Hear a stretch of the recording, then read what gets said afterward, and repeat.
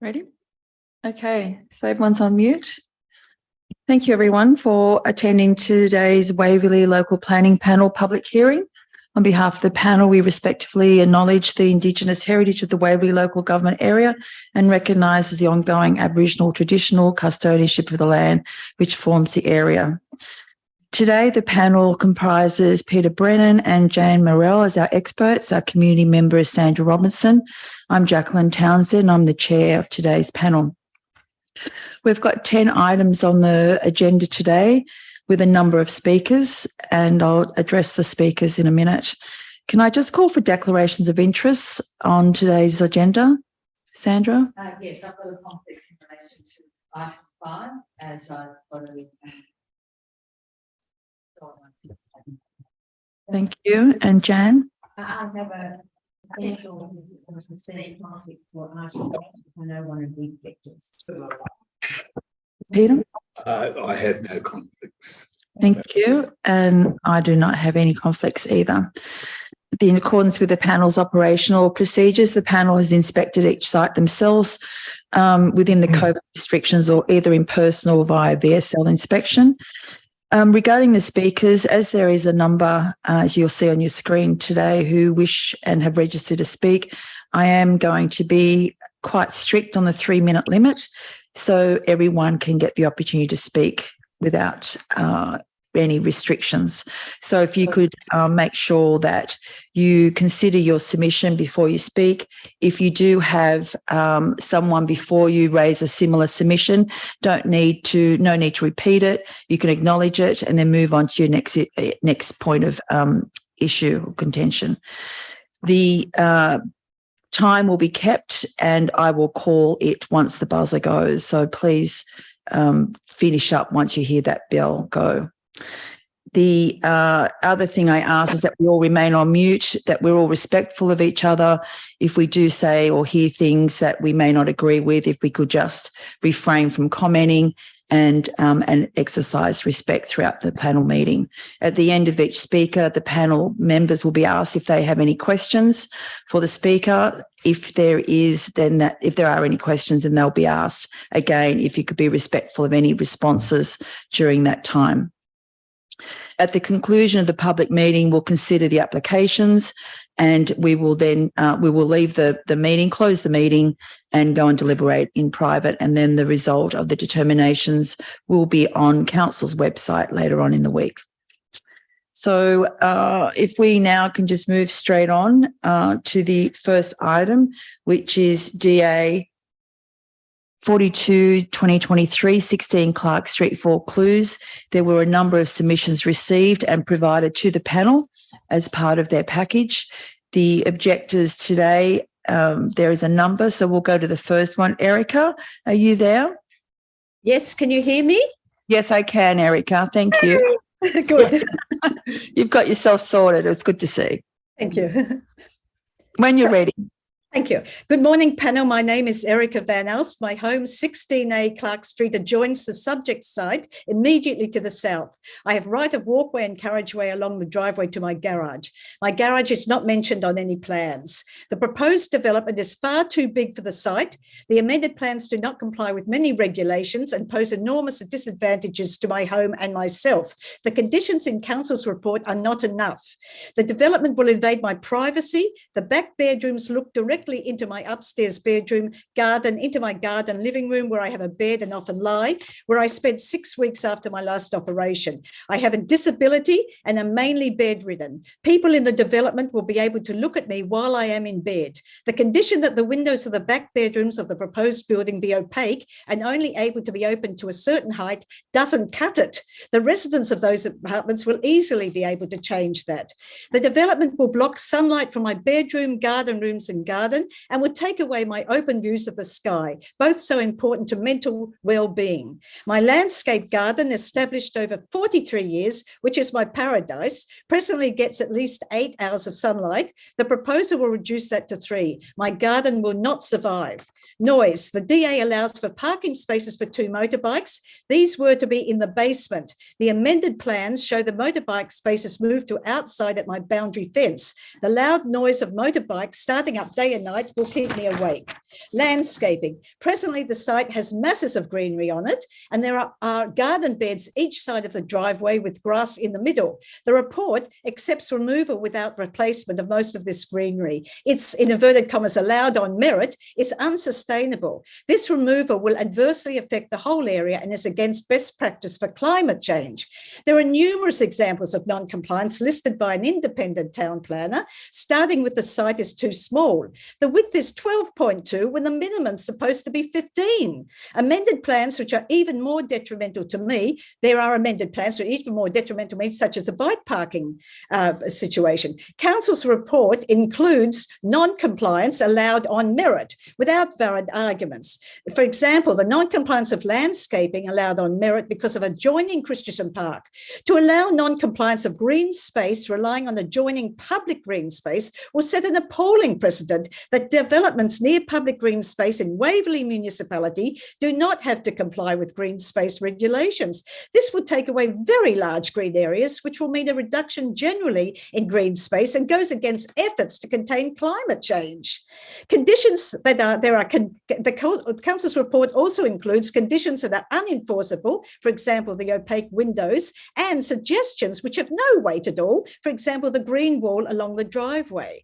Now, I've put in submissions, which I know are before you. So what I'm saying today is in addition to those submissions, and I'm asking you not to approve this DA for the reasons that in my submissions and also in the town planner, Mr. Moody, Tony Moody submission, and for what I've said today, which as again is just more I think an emotional situation rather than, you know, these submissions. This is just not good enough. And the council's report, as I say, allowed on merit, excusing a mass of these non-compliance. The merit isn't valid when you read the arguments. Thank you, Erica. Very much. Thank you. Well done. Well done. Okay, thank you. Do we have any questions for Erica, panel? No. No. Thank you very much. If you can now mute yourself, and we'll move on to the next speaker. Stephen Hargrave, are you there? You're an advocate for Erica. Stephen Hargrave did not, sorry, if you don't mind me saying, panel, Stephen Hargrave has written to me. He did not ask to address the panel. He's at the tribunal today. And so we received it. We did receive a letter from him, so maybe that's what we received. Okay, thank you very much. Thanks for letting me know. John Murphy. And might I say, with me is Dennis Jabockley making separate submissions. He is also a nominated speaker. Now, if I could start off to say that this proposed building, and putting it crudely, is just too high, too wide, too long, too deep in terms of the Waverley DCP, and more importantly, in terms of the detriment to our lives at number 18A Clark Street. The concept of 3 very large luxury units, 4 stories high, is wholly inappropriate for this narrow site. It will have profound impact on our house in particular and the surrounding residents. We exhort members of the panel to please take account of our hard work, submissions and photos attached to our papers, particularly the one prepared to address to the panel recently, where we highlight more precisely the particular negative. John, could you just speak into the microphone? You're just coming through a little bit muffled. Oh, yes, right. Yes, and more precisely the particular negative aspects of the significant loss of sunlight to key areas, operational areas of our house, such as the kitchen and family areas.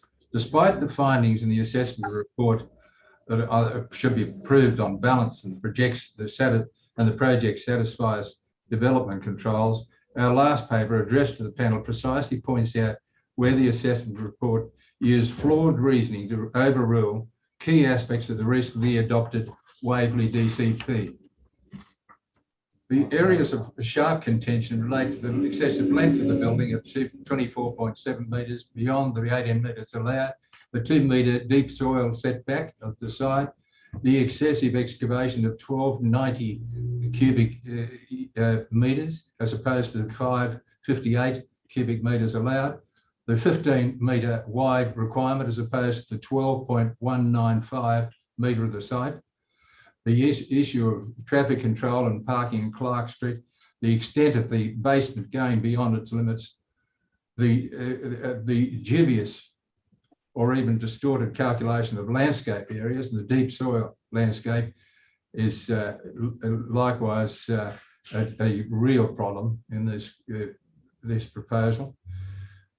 But in blunt terms, the protrusion of this superstructure southward beyond the 18-metre limit looms like the proverbial Hindenburg airship well beyond the limits of our house and over the line along Christensen Park. Indeed, it protrudes 7 metres beyond our house and 4 metres beyond our back double-deck balcony. The assessment report incorrectly adopts the contention that there is no existing rear line of houses now, and our written submissions show that the exceptions quoted are generous side setbacks, 2 blocks of land, or else built before the Waverley DCP. That's the time, John. Do you just have one last point quickly? The side setbacks said to comply, but the proposal ignores the 2-metre side setback, deep soil setback, and our ironic justification for that is that it's too narrow. Thank you. Thank you very much. We'll come back to Mr. Bacco. We've got James. Oh, sorry, before we head off, do we have any questions for John, panel members? No, thank you. Sorry. Oh, one question, John. Just your address, John. Thank you. 18A. 18A. Oh, you next door, right next door, of course. I got it. Yeah, thank you. So we've got James Downey now. Good morning and thank you. Thank you.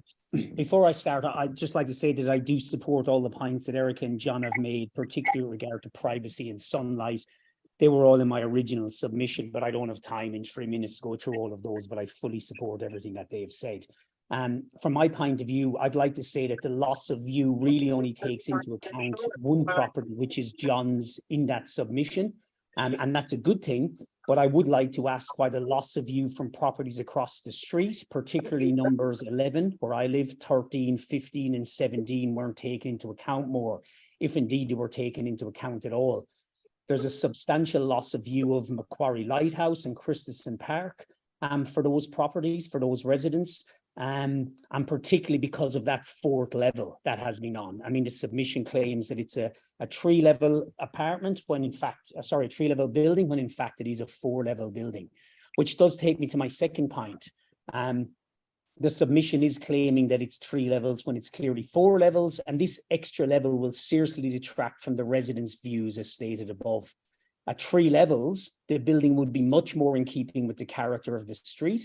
And I have to say that I strongly refute the developer's claims that this current proposal as it stands, and these are the words from the proposal, assists development integration with existing street character. It certainly does not fit with existing street character, because not only does it push for a 4-level building to replace a single-story one, but it then proposes for that whole block of, well, it doesn't propose, but it submits plans that in the future, that whole block of land could be raised to the ground and 4-level apartments put in. And I'd like to add that one of those properties, I believe, is Erica's that is in that proposed future plan. So again, that's not adding to the character of the street. It's completely demolishing the character of the street. Whilst I do acknowledge that streets need to be modernized and buildings updated, I also take issue with the developer submitting those plans to show how it can be modernized, and I'm putting that in inverted commas, by knocking single-story buildings and building 4-level apartments in its place. So clearly, there's a much longer-term plan here, which would fundamentally change the character and nature of Clark Street as it currently stands. It's well known for its mix of apartment blocks, low-level apartment blocks and single-story houses. It's well known for its views of Macquarie Lighthouse. So I would again stress that the developers claim that it assists development integration with existing street character is false. And I'd like to stress that many of those single-story buildings are currently resided in by residents of Clark Street and have been for a long, long time. And I'm not sure why, again, those plans were put in. I know I'm about to run out of time, so finally I'd like to add that I know it's the council's job to provide extra accommodation. I do understand that and to approve it, but it's also the council's job to look after the existing streetscapes of the area and the well-being of its residents. By allowing developments that do not fit with the character of the streetscape, by allowing developments that are built at higher levels than they should be, and this is one of them, and by allowing developments that put the interests of developers ahead of its own citizens, I don't believe that that's in the interests of its residents. And I strongly would like to say that, that needs to be taken into account, that existing streetscapes and existing ambience in streets are fundamental to how people live in their lifestyles. And I think John and Erica have said— James, that's your time, so I'm just going to cut across. You've made your point very well. Thank you very much. Panel, do we have any? No questions, James. Thank you very much. It was well said, well put. Now we go to Dr. Barco. I think you're with John. Is that right? Panel, may I just say that Dr. Erica, no, you can't. I'm sorry, you can't he interrupt. didn't register. He just asked me not. Okay, thank you. Dr. Barco? Sorry? Oh, is that me? Yes. Yes, my name is Dennis Trabockley. Thank you for letting me have the opportunity to address the panel. Hang on, sorry, no, we don't have, oh, there you are, Dennis. Yep, we have you down. Sorry, I've got Dr. Barco next. Sorry, is Dr. Barco there? No? No, okay. From the Save Christian Park Action Group? No? All right, Dennis, off you go. Okay, thank you for giving me the opportunity to address the panel. I live at number 14 Clark Street, Vaucluse, next door to the subject site. Just a bit of background. We were contacted before the sale of the property by the real estate agent, who knew that none of the adjoining properties would sell to amalgamate the property to make a 15-metre wide boundary. The developer still proceeded to purchase the property knowing the restriction. As a professional builder, he knew all the DCP regulations and what was required, yet he submitted a plan that in no way attempted to comply with the DCP regulations and controls of council.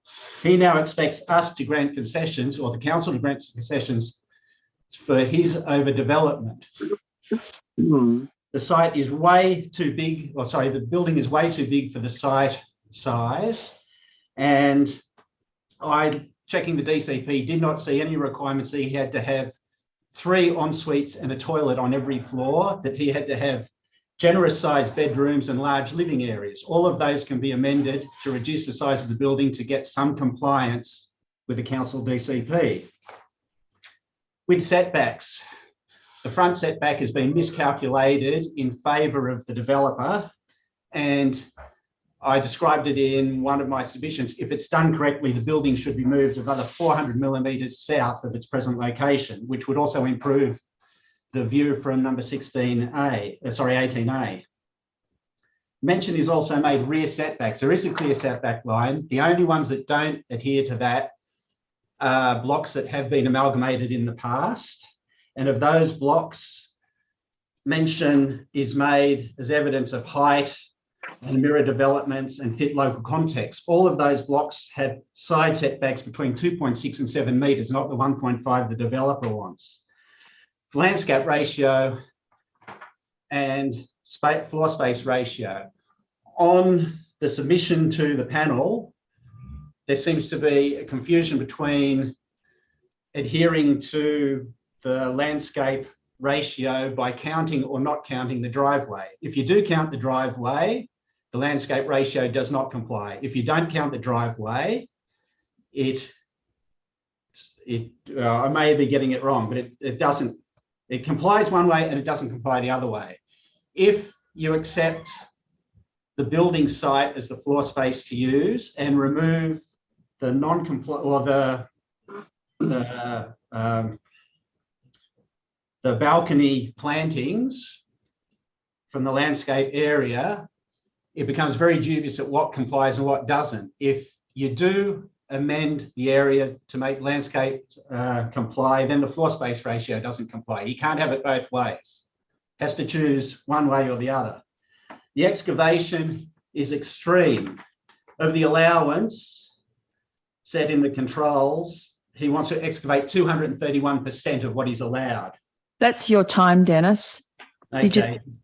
Thank you. I still have a lot more, and I think this thing should be sent for further review and more consideration. Thank you. Thank you very much. Panel members, do we have any questions for Dennis? No, none. Thank you very much. The applicant has a number of speakers listed. Lex Yuan, are you here from Bureau SRH? Lex? Lex is not here. This is Harry Hedgehill, project architect for Bureau SRH.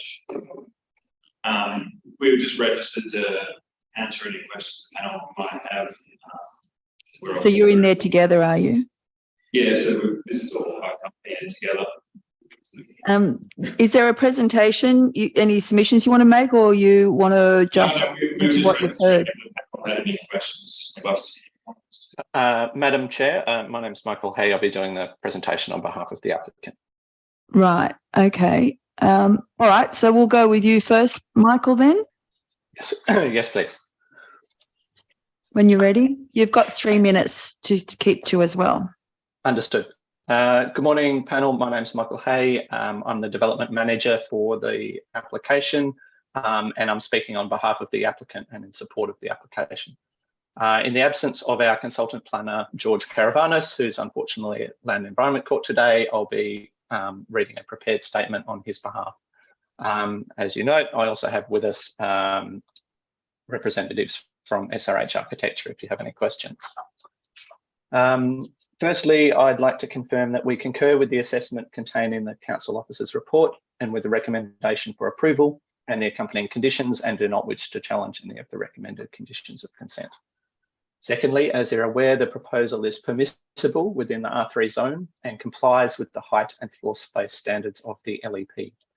I would take you to, if I may, page 14 of the assessment report in the officer's response to the minimum frontage non-compliance, and I quote, "The development complies with the built form controls for the site, including the height of buildings and floor space ratio development standards and the WDCP setback controls. It includes sufficient landscaping, it provides good amenity for occupants and is appropriate for the streetscape. The applicant has produced an analysis of neighbouring sites which demonstrates that they are capable of redevelopment independently of the subject site, and that therefore the proposal does not result in the isolation of sites. The above assessment demonstrates the contextual compatibility of the proposal. In this medium density zone, and given the compliant envelope of the proposal, it is my opinion that the lot with non-compliance will not compromise the amenity of the neighbours nor the streetscape character of the area. As indicated, the proposal generally complies with the DCP envelope controls, including wall height, front setback, side setback, and rear setback. If the access handle were excluded, the proposal would also comply with landscaping and deep soil. In respect of excavation, this is mostly for a compliant basement parking as conditioned and has been assessed by council to be acceptable subject to appropriate engineering. In respect of impacts, I would like to make the following comments. The shadow cast by the proposed building complies with the solar access controls. Pages 21 to 23, and in particular figures 5 and 6. Dennis, that's your time. Sorry. Dennis, that's your time. Sorry, Michael. I'm very nearly done. The remaining view impact that does occur across the side boundary to 18A Clark Street is considered reasonable due to its existence across the side boundary from a compliant built form. For these reasons, we would support the application. Thank you. Thank you. Thank you very much for that, Michael. Panel, do we have questions? Jan? Thank you. Just one question. Michael, could you address the issues that have been raised by objectors? And also, before you do that, the attempts made to amalgamate the site to achieve a 15-metre frontage, whether that be the property at number 16 or other properties. As I don't have the developer with me, I can't tell you exactly which properties have been approached, but I know the developer has been approaching adjoining properties, as I think one of the objectors noted in efforts to consolidate the site, and remains open and in discussion with adjoining neighbours in that regard. We would say that the building is capable of development as it stands, but nonetheless, we're open to that approach and have been. In terms of responding to developers, I think in terms of say view loss and solar access, we've been at pains to ensure that the development fully complies with the envelope controls in a number of areas, including towards the rear of the building and above the staircase. We've stepped the building down significantly to try and create, above compliant kind of setbacks in those areas which we know are more sensitive. We are, in terms of the basement, we are somewhat constrained by the presence of a sewer underground, and that's been part of the discussions with the council officers.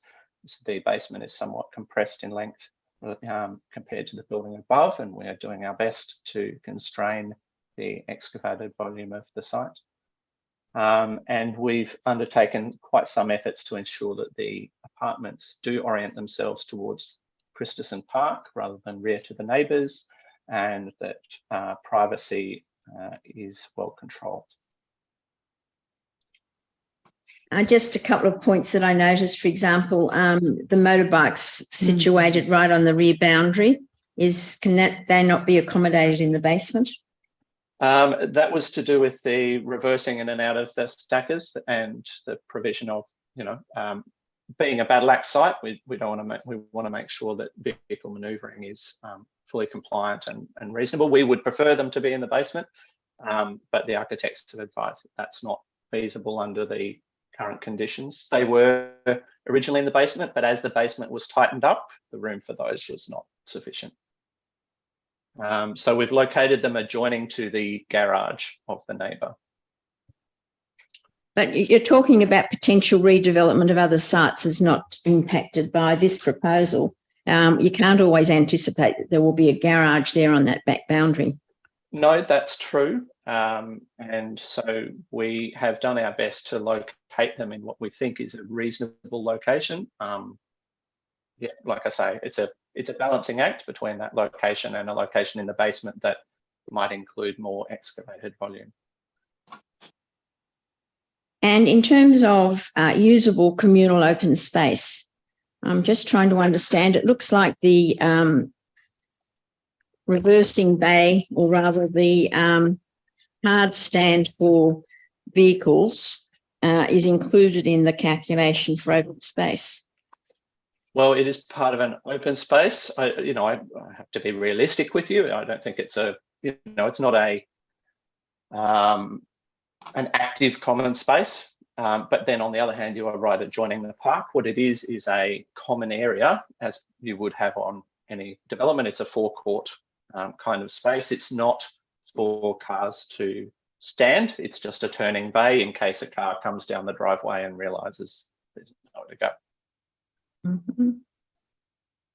Okay. I mean, it seems to me that there would be opportunities to relocate that motorbike parking next to the building, the proposed building, and remove it from that boundary and then landscape it. We would be open to looking at that. Okay. I think that's any other one. And the other questions are just in terms of the setbacks.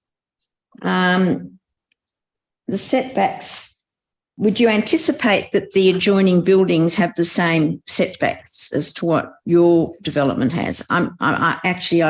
You have submitted plans that show the potential for redevelopment of those sites.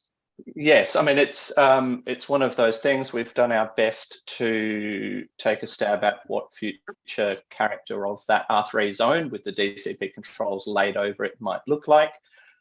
It would be our submission to the panel that we aren't proposing to do anything that anyone else couldn't do along that strip of houses and apartment buildings. It's a mixed character. It is in transition. There are some houses. There are also a number of residential flat buildings. we would say that our proposal fits within what the future character of that zone is going to be. But obviously we can't dictate that. That's just an assessment to make sure that we're not, you know, taking away amenity that can't be delivered on other sites. And is your architect here as well? Yes, yes, that's Harry and Lex from Bureau SRH. Is he there online? Yes. Yes. Yeah.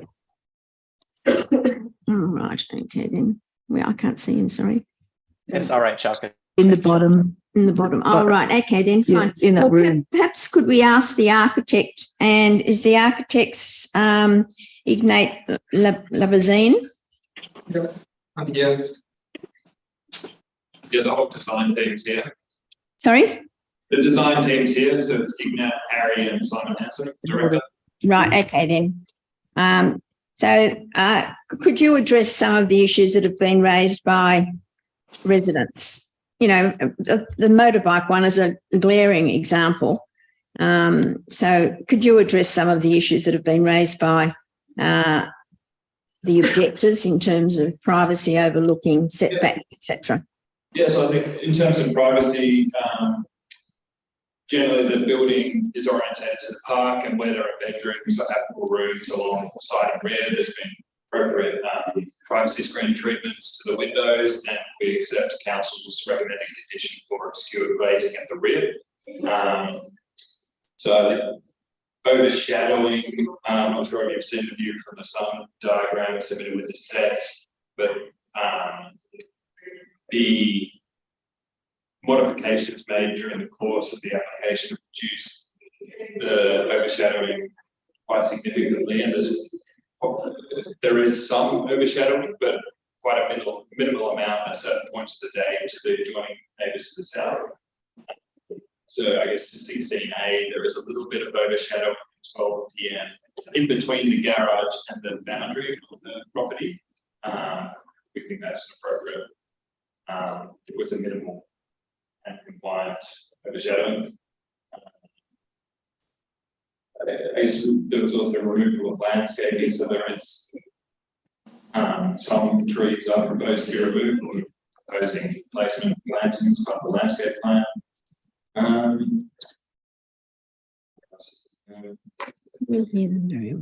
think the motorbikes, I guess we take your point that it could be close to the building. Basically to say we don't anticipate there may be parking there, but if they were in the basement, then we still have to drive down the driveway into the basement. So it's a smaller, there is a manoeuvre that has to happen adjacent to the driveway, but we don't think it's causing a great amenity impact beyond it being in the basement, which will have better sense of it. View loss is one of the issues raised. We've done a view impact assessment for some of the photographs that we take from the neighbour. So for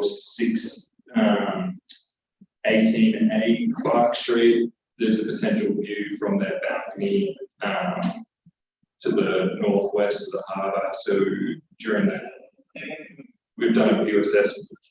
As part of the view assessment, we increased our setback to Christensen Park slightly to ensure that their view was maintained as part of the step. Are there any other more specific issues that you're address? That's fine. Yep. Sandra, did you have? No, I didn't. Thank you. Peter? Yes, thank you. On the ground floor plan, at the front, there's a notation encroachment 34.76 square metres. Could you explain that note to me? Thank you. Sorry. Okay. Is it possible for me to share screen so you can... Not sure what you're going to share. That's all. What do you intend to share? Okay, the ground floor plan. Okay, that's sorry, that's the encroachment into the tree protection zone. The encroachment, what, sorry? Into the tree protection zone. Oh, okay. Okay. That's a big one of the side. And it's, in the arborist report, that encroachment is less than the 10% is deemed to be acceptable by the arborist. Okay. You're right with that? And at the ground floor level, you've chosen to extend the building further towards Christensen Park than the adjoining buildings, or the, for want of a better word, established building line. You know, why should we, if we were mindful to approve this application, accept that?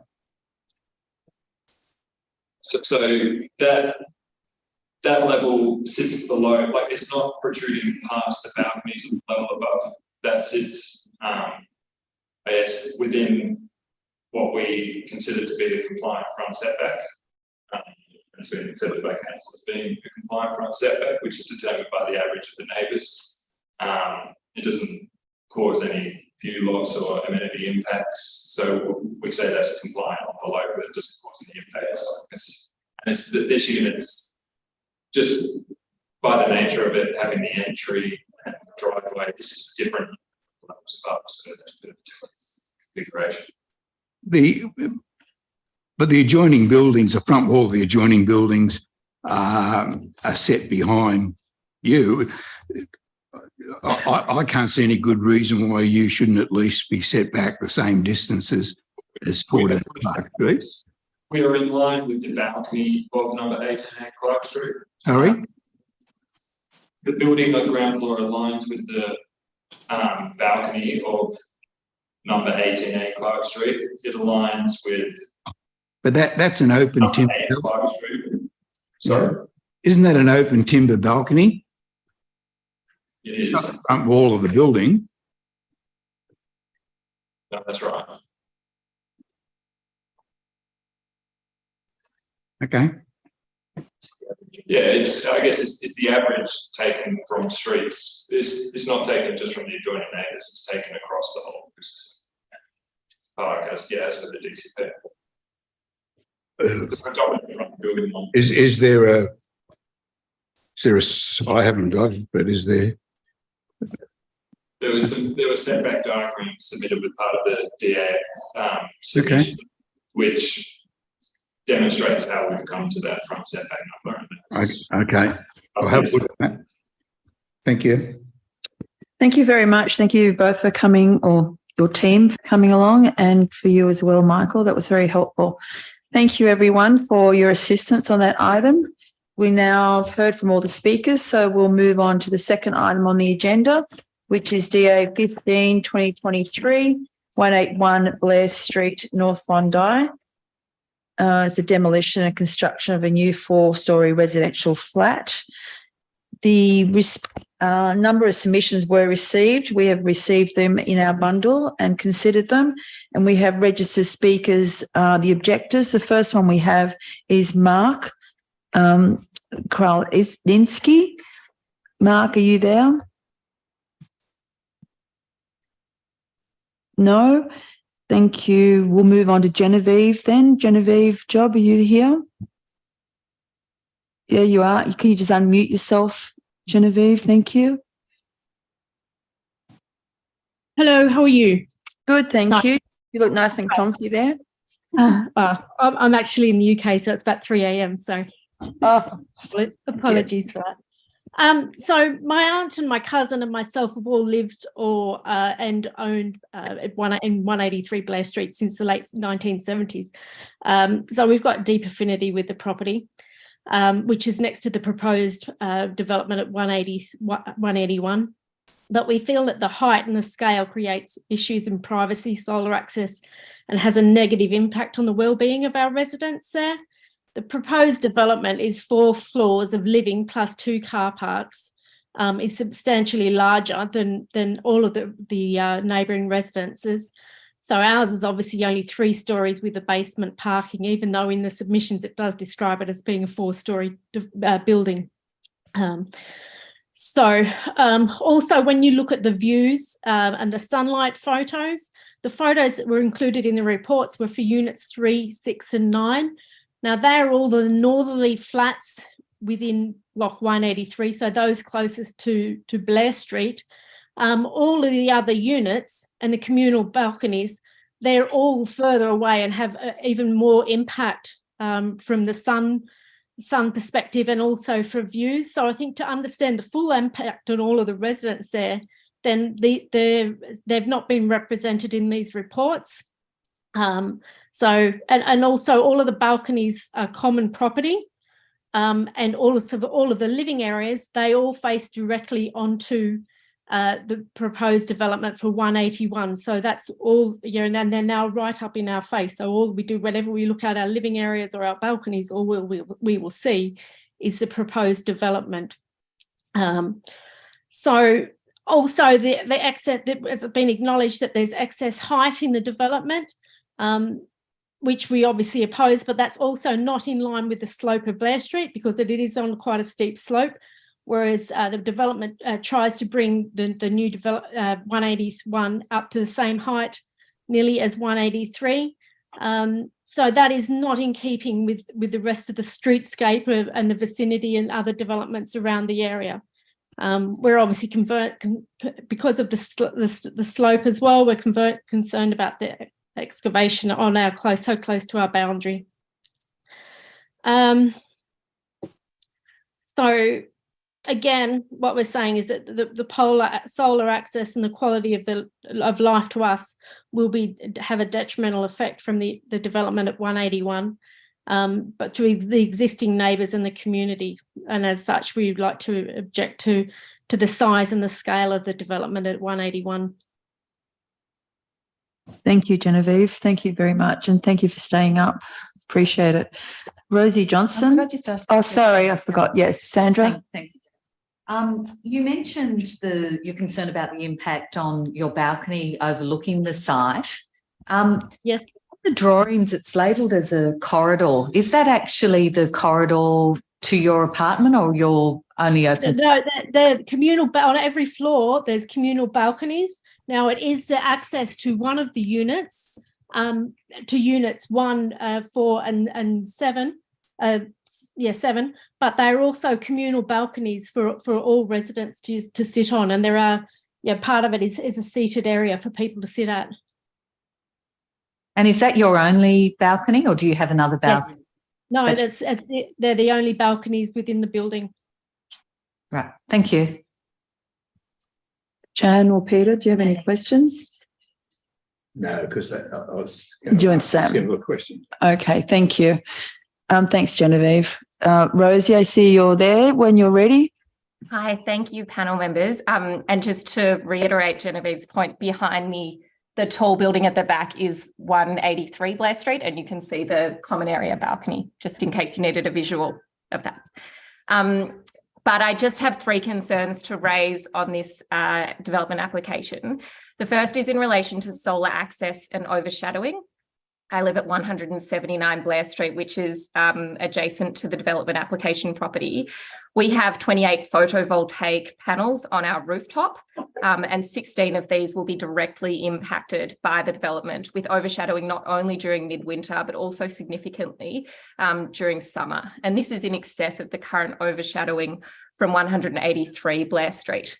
I note that in the report to the panel, on page 110, there's reference made to section 2.13 of the Waverley Council DCP. And in that section, the whole section reads that new development should not reduce the solar access of solar panels of any property to less than 2 hours per day in midwinter, which is referred to in the report.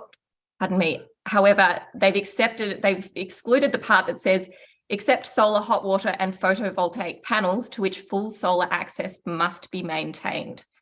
And that section really means that this whole development does not comply with the DCP.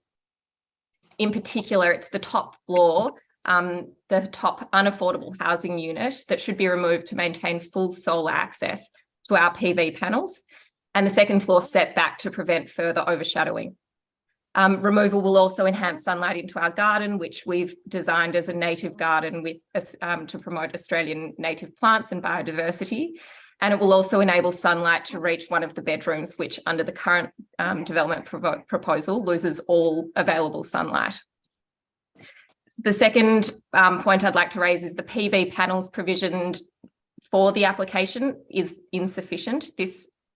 building needs PV panels on the entire roof in an energy crisis, particularly if it's proposed to be affordable housing, because these residents will not be able to afford the energy for the car lift and the internal lift, as well as all of their own energy needs, as this is an electric building. And finally, in relation to acoustic privacy, I note that the air conditioning unit is to be moved from outside a bedroom, and we look forward to seeing where that will go, but also would like the acoustic review to consider the internal lift. So I acknowledge what's been stated before, you know, we're supportive of development in the area, but we think the bulk and scale of this, in particular the overshadowing and the failure to maintain full solar access to our PV panels, is a major issue, and we respectfully request that the top unaffordable housing unit be removed and the second floor set back to ensure that full solar access is maintained to our panels. Thank you. Well done. That's the buzzer. Panel, do we have any questions? No, thank you. It was very helpful. Thank you. Before we move on to the applicant speakers, is Mark Krowasninski, is he on? No. Okay, then we see we've got SRH Architecture remains for this, and also Michael Hay. Michael, are you presenting on this one as well? Yes, I am. Okay, well, your time starts now. Thank you, panel. Firstly, once again, I would like to confirm that we concur with the assessment in the council officer's report and the recommendation for approval, and are happy with the recommended conditions of consent. So this application is permissible in the R3 zone, complies with the FSR standard of the housing SEP. It complies with the non-discretionary standards of the SEP, and the very small non-compliance with the height standard in the LEP is limited to a small portion of the lift overrun only, which causes no additional overshadowing, and it's been assessed in detail at pages 93 to 105 of the council report. In respect of the minimum frontage non-compliance with DCP, we concur with the council's assessment. This is appropriate given nearby precedents. The site is somewhat unusually shaped, with an average width of around 14 metres, similar to its neighbours. The proposal otherwise generally complies with the DCP envelope controls. The above assessment demonstrates the contextual compatibility of the proposal, especially in light of the provision of significant affordable housing. In this medium density zone, given the compliant envelope of the proposal, it's our opinion that the lot width non-compliance will not compromise the amenity of the neighbours nor the streetscape or character of the area. The proposal generally complies with the envelope controls, including wall height, front setback, side setback, and rear setback, landscaping, deep soil in both the SEP and the DCP. Excavation volume is for compliant basement parking and has been assessed by council to be acceptable. In regards to the impacts, the shadow cast by the proposal complies with the solar access control. I would note that there is a part shadow onto the neighbour at 179 at 9 a.m. There are no shadows on the main roof from 10 a.m. in the morning, and no shadows at all on that property from 11 a.m. So there's really significant solar access maintained to that property. Pages 113 to 118 of the council report demonstrate the retained views of the Harbour Bridge for all three key neighbours in the corner, and the only view impact on the city skyline from those units is limited to one neighbour and considered reasonable on the basis of tenacity. Privacy is maintained through separation landscaping, offset windows and screening, and for these reasons we think it's worthy of approval. Thank you.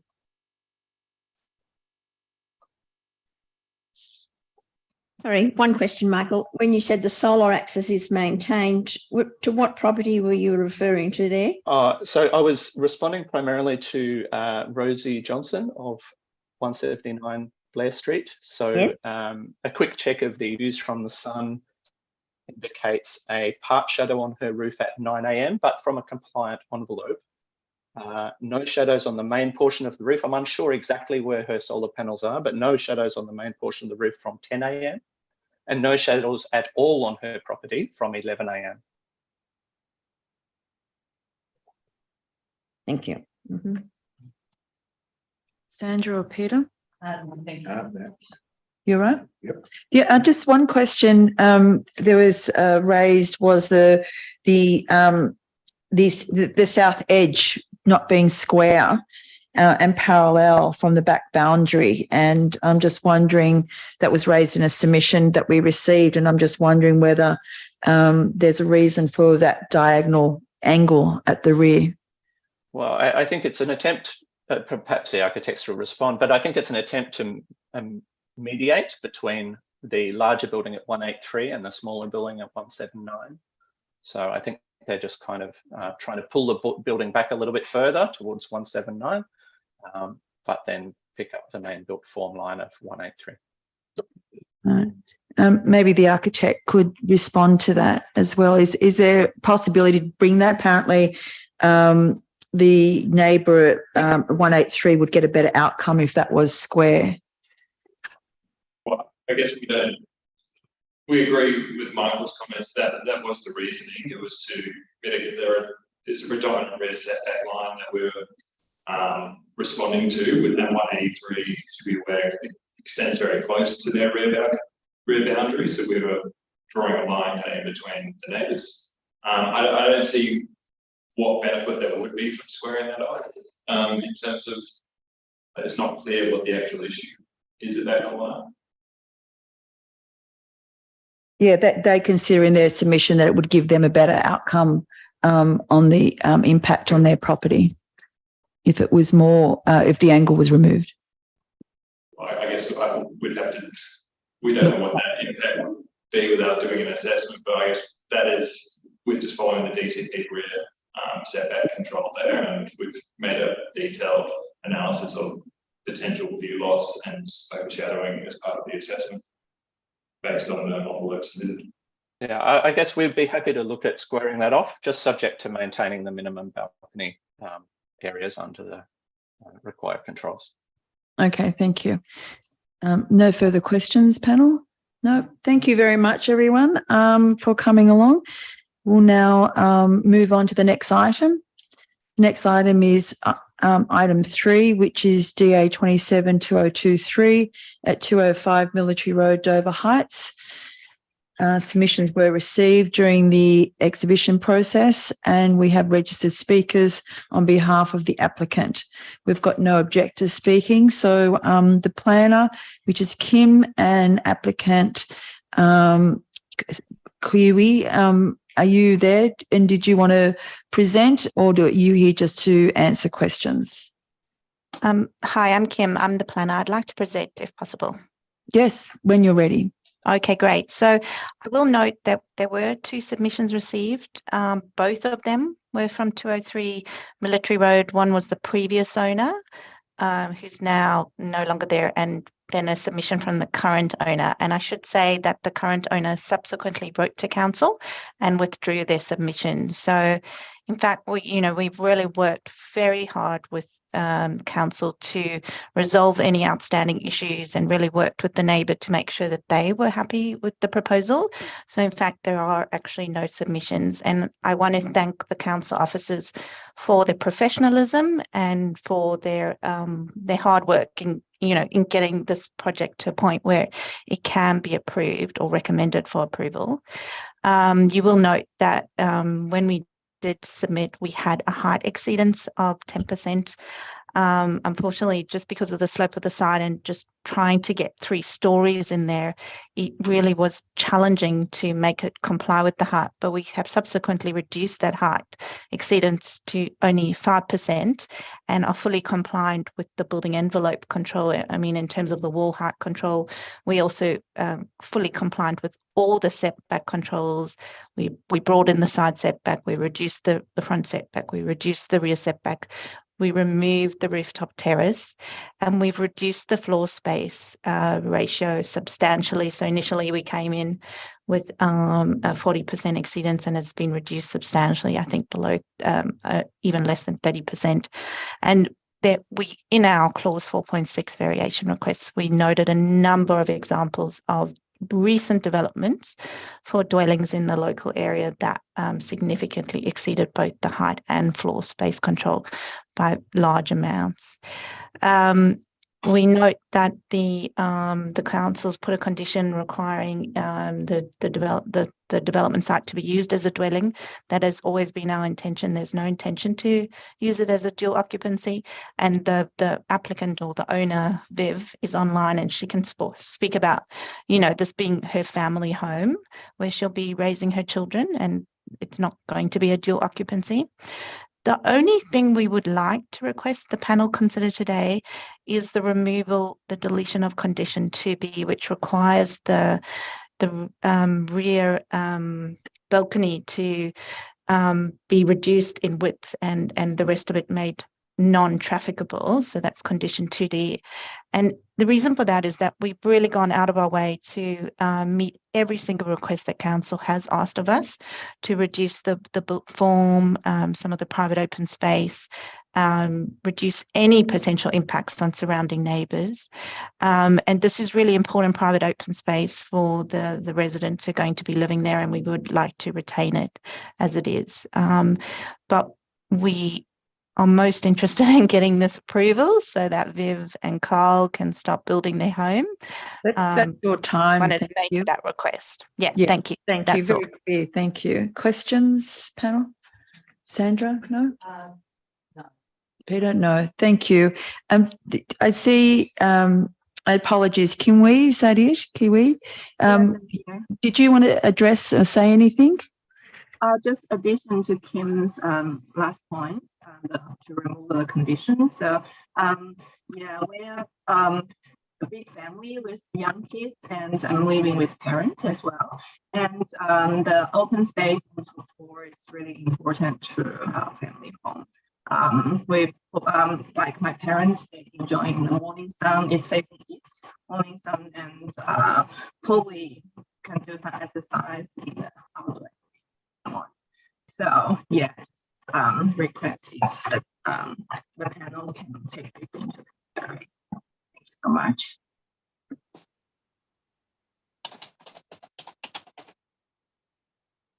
Okay. Any questions?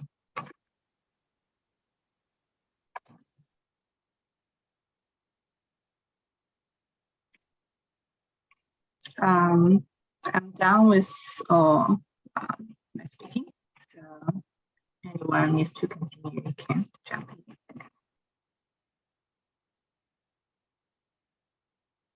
Thanks. That's all from us. Thanks.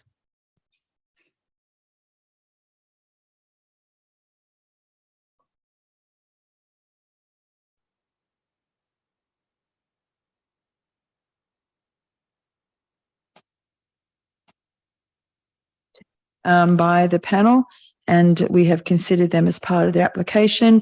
We've got speakers today from objectors. Mr. Joshua Tush, Joshua, are you there? Yes, we are here. Thank you. When you're ready, you've got the 3 minutes. If you could stick to that once you hear the bell. Okay. Thank you very much. So I am the owner of 53 Landolph Street, the neighbours to 51 Landolph Street with the proposal. We believe there are 3 important things to consider when looking at this. Due to the extension of this Michael, yeah, look, sorry, someone else needs to be speaking. Sorry, I don't know who's speaking, but whoever is, could they just take themselves off? Thank you. Thank you. Sorry, Joshua. Just, yeah, continue. That's okay. There is a significant overshadowing from this development, from the only direct sunlight that we get on the western side of our house, which also has effects of solar access to our rear windows at the back. We note that the DA was previously approved, and we believe that this modification is an unnecessary update that further makes the issue even worse in terms of all the overshadowing. With the current state of 51 Landolph Street, we get several hours of sunlight, and those will all go away.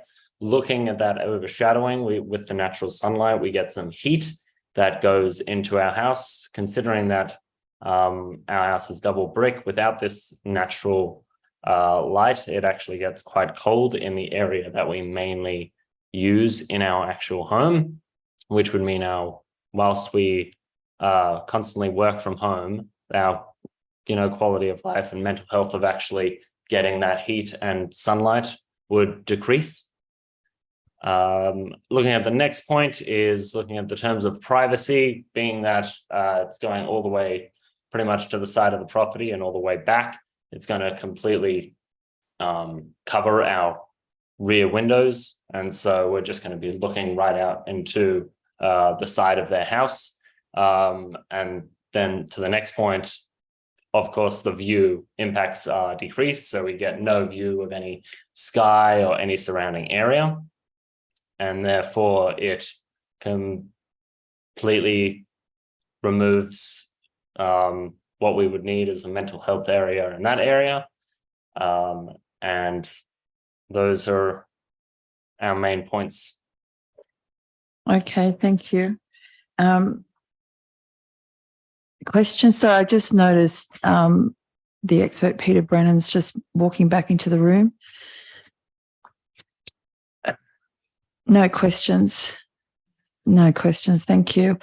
Thank you, Joshua. Now we've got Mr. Alan and Jan Lakeman. Alan and Jan. No? Thank you. So, sorry, no, I've just had to turn off the mute. I was just having difficulty finding it on the screen. Jan?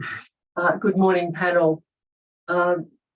I'm Jan Lakeman, and I'm speaking on behalf of my husband and I, who own 176 Ebley Street, Bondi Junction, which is located to the south of 51 Landers Street. I'd like us to speak against the further modifications to the DA, particularly the rear setbacks.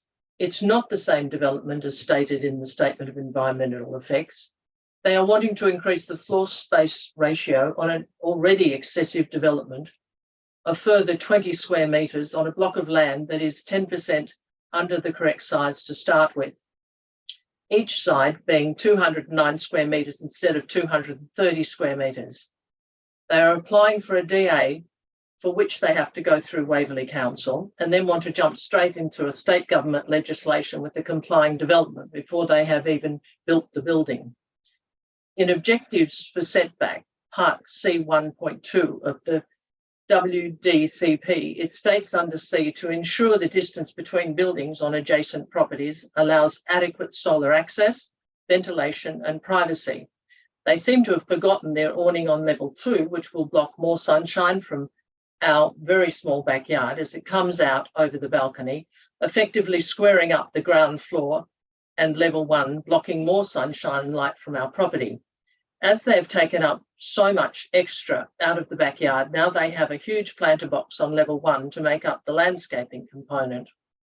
We only have a small north-facing backyard for the use of our 20+ tenants. Where is the concern for our tenants and their sunshine and quiet enjoyment of the backyard? In the winter, there will be no morning sunshine in the whole backyard, with a pool stuck up against our fence, potentially splashing water on our tenants. One would assume this is all being built for 4 people in each lot.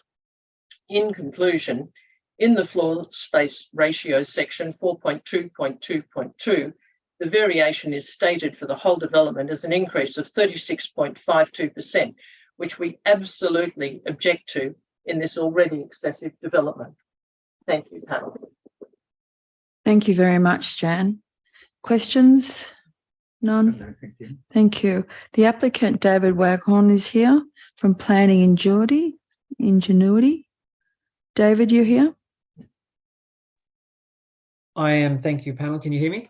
Yes, we can. Thank you. When you're ready. Thank you very much, panel. Just quickly, I'd just like to thank Kylie Lucas and Bridget McNamara for their assistance with the assessment of this application. They have prepared a very detailed report. As the applicants, we have no objections with the recommendations or the conditions of consent. We concur with the assessment report that was provided, which details some of the issues raised by the objectors at 176 Ebley and 53 Landau. I'll just go through those quickly. In terms of overshadowing for both properties, there is still solar access available, given it does increase solar access. But in terms of the additional overshadowing, that is created by a development that is fully compliant with the setback requirements and height requirements. And it would be fully compliant with the FSR once the actual subdivision takes effect. We accept that it's over at the moment, but as detailed in the report, it is what's considered a technical breach. And we would say that the overshadowing as a result of a compliant envelope is relatively inevitable in this instance. In terms of privacy, again, the assessment report details that the windows facing 53 Landolph are generally low intensity windows such as bedrooms or non-habitable spaces. So we say that is not unreasonable in this instance. And in terms of views, we haven't seen any view loss images, but my understanding from the report, again, is that it is not so much a view, but an outlook over the rear, which is not protected under tenacity, and we say is reasonable in this instance, as it would be the result of a compliant envelope. In terms of 176 Eberly, the rear setback issue was raised. We are, as detailed in the report, at the very least consistent with the rear setback alignment and compliant. In terms of not substantially the same, this was detailed in the SEE, and we agree with Council's assessment report that it is substantially the same. We've been through all the tests, the Land and Environment Court principles, and the quantitative and qualitative reasons for it being substantially the same have been justified. The FSR I've touched on previously, we say it's a technical breach and will fully comply with the FSR once the land is subdivided. And the other issue I got was overshadowing, which I've already discussed. And in terms of Eberly Street, the proposed building won't overshadow Eberly Street, I think, after about 12 o'clock, from what I recall from the shadow diagrams. So you would well and truly get solar access in accordance with the controls. That's all the issues that I recall was raised, panel. As I said, we agree with the recommendations and thank council staff. Thank you, panel. Do we have any questions? No, none. Thank you. Thank you very much. And thank you all speakers on that item for coming today. Sorry. Oh, sorry, Jane has something. Sorry, David, could you just clarify? I think the objectors were concerned about the additional overshadowing that may occur from the modification application. So could you just go through that a little bit more clearly? In terms of the additional overshadowing, it's really only as a result of the increased rear setback. I think that's in the vicinity of about 1 to 1.5 metres. Yes, there will be an additional overshadowing, especially to 53 Landolph in the afternoon. So could you just quantify that for us? In terms of quantifying,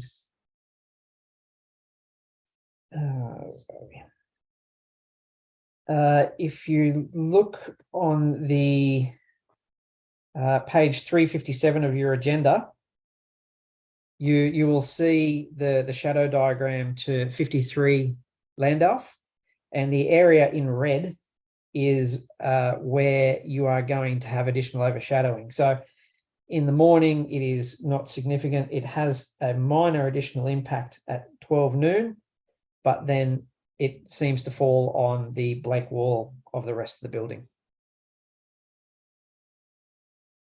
Again, we say that it is a compliant envelope. We comply with the rear setback, we'll comply with the FSR. So any overshadowing is a result of a compliant envelope, and we say reasonable in this instance. Yeah. I'm not sure if we're allowed to speak. No, thank you. If you could just mute yourself. Sorry about that. Yeah. Sandra, did you want to add something? I'm just looking, David, I'm just looking at the shadow diagrams. Just for clarity, is there a rear boundary fence and a shadow not shown on these diagrams? Because there is definitely, they're suggesting there is an increase in shadow, but I'm just trying to understand if that's within the shadow cast by a fence anyway. Yeah, I see what you're saying. It doesn't appear to cover, because you would expect at least 9 or 10 and even parts of 11 that there probably would be shadow from a 1.8 metre high fence. look, it may, even if the shadow diagrams did not include the fence, as you can see on page 355 of the agenda, for the property to the rear, the shadow is effectively cleared by 12 noon, so they'd get their compliant amount of solar. And if you did include a fence, then it certainly would not be anything greater than what was cast by the existing approved fence. Okay, thank you. Thanks. Right. Okay. Thank you very much. So we've heard from all speakers on that item. We'll now move on to item number 5. Our panel member, Sandra Robinson, has a conflict, so we'll leave the room. That leaves us still with a quorum of 3 to proceed with the item and just hear from speakers on this item. DA 40-2023, 60 Mitchell Street, Bondi Beach, alterations and additions to residential flat building. We received submissions during the course and we have them in our package. We've got one speaker, Madeline Pearce from Hastings Parade.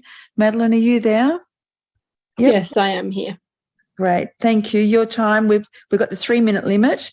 So you'll hear a buzzer, and if you could just quickly wrap up once you hear that, if you haven't finished by that time. Thank you. No worries. Thank you. Thanks for the opportunity to address the panel in regards to 60 Mitchell Street, Bondi Beach. As a representative member of the Strata Committee of 3 to 5 Hastings Parade, adjacent to the proposal, I object on a number of grounds, or we do. I also note the submission included a number of references to 58 Mitchell Street, so I refer to that as well. We object firstly to the additional level proposed on the grounds of solar access and overshadowing. This westerly aspect is the main source of light for 25% of our building who do not otherwise access direct natural light, and despite the light predictions submitted, there is significant impact throughout the whole year, in particular winter. Photographic images were submitted to reject the apparent lack of impact on the building in this proposal in a written submission. It's just not accurate based on the lived experience and presented conveniently in favour of the developer. Whilst the additional level on 58 Mitchell Street only directly impacted the electrical substation on their easterly boundary, and there's a lot of reference to compare the two, that's an entirely different scenario. It's an uninhabitable building. Secondly, on privacy views and view sharing, the proposal impedes on privacy of existing residents and apartments in our block with an additional level, including windows and balconies. The design includes a top floor apartment, like an additional level, which removes our top floor apartment view altogether. And that's impacting me personally, having invested a lot of time to find the right home with natural light and open views, paying a premium for the apartment that did outlook to North Sydney and now only has views to Bellevue Hill due to other recent developments. There's a really significant impact on me and on others as well. In terms of, again, the comparison, 58 Mitchell Street has no view, it does not impact any other views or privacy. I plead with council to stop prioritising developers' wants over current residents and existing buildings, beautiful long-standing features and the residents' wellbeing. Additionally, the lack of, or in fact removal of parking in an already overcrowded area isn't feasible. I note there is the public transport commentary. It's already it's full at peak hours. So additional apartments and removing the driveway impacts residents in this area as well. Finally, our building has experienced destabilisation of our main pedestrian entrance on the westerly side of the block since the development of 58 Mitchell Street. We've had a builder attend the sinking entrance who believes it's likely to be linked to building works in this area, and we're in the throes of engaging an engineer. Further development in this area is likely to destabilise further and potentially other buildings as well. So again, like others on this call today, I support development in the area, but not of this impact. And I ask that council either reject the application or at the very least reject the current design with an additional level, which is having significant impact on natural light views and privacy for our beautiful Art Deco block. Thank you, Madeline. Well put. Questions, Jan, Peter? Yes. Thanks, Madam Chair. you talked about view loss, Madeline. Is that from? Can you just tell us what rooms? I'm just looking at the plan. Is that from a dining room and a bedroom, or master bedroom and dining room? Currently look onto Bellevue Hill. They did have North Sydney views that are now blocked, and these are the only remaining views and natural light. Okay, so those, just to understand those views, they're over this building, but they're obscured by 58 Mitchell. Is that right? Yeah, 58 Mitchell has blocked what was the views to North Sydney. There was a very open aspect, so that's blocked the, I guess, diagonal view directly out of these windows. Currently, it looks over the top of 60 Mitchell Street, and there's a lovely open aspect, and I get all the evening and afternoon sunlight. And yeah, looks onto Bellevue Hill. This would entirely block all of those windows of both the bedroom and the living room. Okay, so their district, you say their district views of Bellevue Hill. That's correct. And there were photos in my written submission of those views. Okay, thank you very much for clarifying that. Thank you. Thank you, Madeline. We've got the planner, Lee Costnetter. Did you want to present it? Are you, and we've got the architects. Are you all presenting, or are you here to answer questions? I'd like to make a brief presentation if I can. Yeah, that's great. You've got 3 minutes. Thank you. Thank you. I'm Lee Cosnetta, the town planner for the applicant, and we agree with the conclusions of the planner's report that this proposal offers a well-considered development to conserve and improve on the building's contribution to the locality, its interwar architectural integrity, and increase in housing choice and opportunity. We endorse all of the conditions of consent with one exception. Condition 6 requires a payment to mitigate the loss of affordable housing. This contribution is for $450,000 and change. A detailed housing report was submitted with this application, from which only 2 paragraphs have been included in your report. I really encourage the panel to consider the whole content of my report before imposing a $450,000 cost upon my client, who has designed this development with the express purpose of providing additional affordable housing, not reducing it. The proposal converts the existing 4 units into 5 and has 2 additional units on top. It then offers 2 units to be managed by a registered community housing provider for 15 years. This offer increases housing choice, rental affordability, and provides 3 more units on a site to meet increasing density demands. The controls in the SEP don't require a financial contribution. They are discretionary. In my opinion, they have been incorrectly interpreted without any discretionary approach by council's strategic planners. These controls require an analysis of whether the development will reduce the amount of affordable housing in the area. This development does not reduce affordable housing. It seeks to lock in real affordable housing.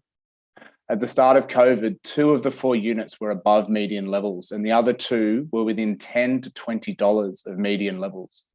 The rents were then lowered during COVID. So whilst that defines this building as low cost under the SEP, that doesn't automatically translate to a development causing a reduction of affordability in the area. That's a different test. The other relevant control is whether the imposition of a condition requiring a payment for the purpose of affordable housing would mitigate the reduction of affordable housing. There's no connection in taxing the owner of this property $450,000 that adequately mitigates a reduction of affordable housing. The opposite is in fact true. The contribution, if imposed, kills this project. It can't be built, and that will cause a reduction of affordable housing.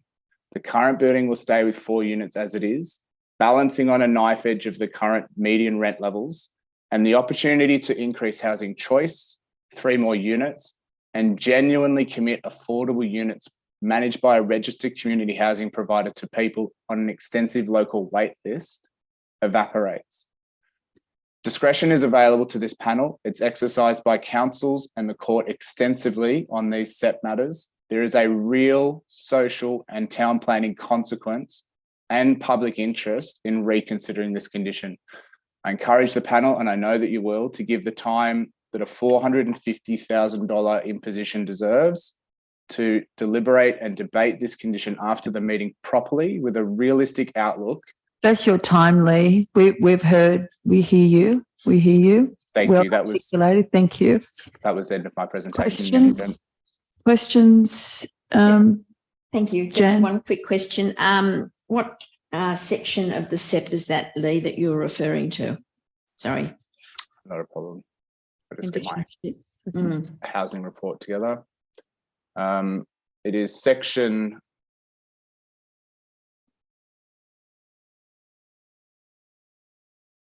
47, part 2, that articulates all of the matters for consideration for affordable housing, A through to G. And in particular, it is G that asks whether or not the imposition of a condition mitigates the impact. But firstly, A, whether the development itself causes a reduction in affordability. And those two tests have to be met together. Thank you. The architects, Brian and Rob, did you want to weigh in on anything that you've heard today? Yes, thank you, panel. I think some of the panel members may be aware that as architects, we've been working in Waverley for many, many years, and we do quite a few affordable housing projects and enjoy the experience of delivering units to the program, which we've been doing it for probably more than 25 years. Just on the affordable housing, even a contribution of about 50,000 would make this project very difficult. When you look at something of this magnitude, it's getting out of the realms of totally out of the realms of possibility. And obviously, I know you've heard what Lee's had to say, and we thank you. We would thank the panel to look at that. Just on the other matters, in terms of the overshadowing, we've just had another check of the shadow diagrams. The shadowing onto the objector's property at 3 to 5 Hastings Road is caused mainly by the substation, which is right on their boundary, unfortunately, and by the development at 58 Mitchell Street.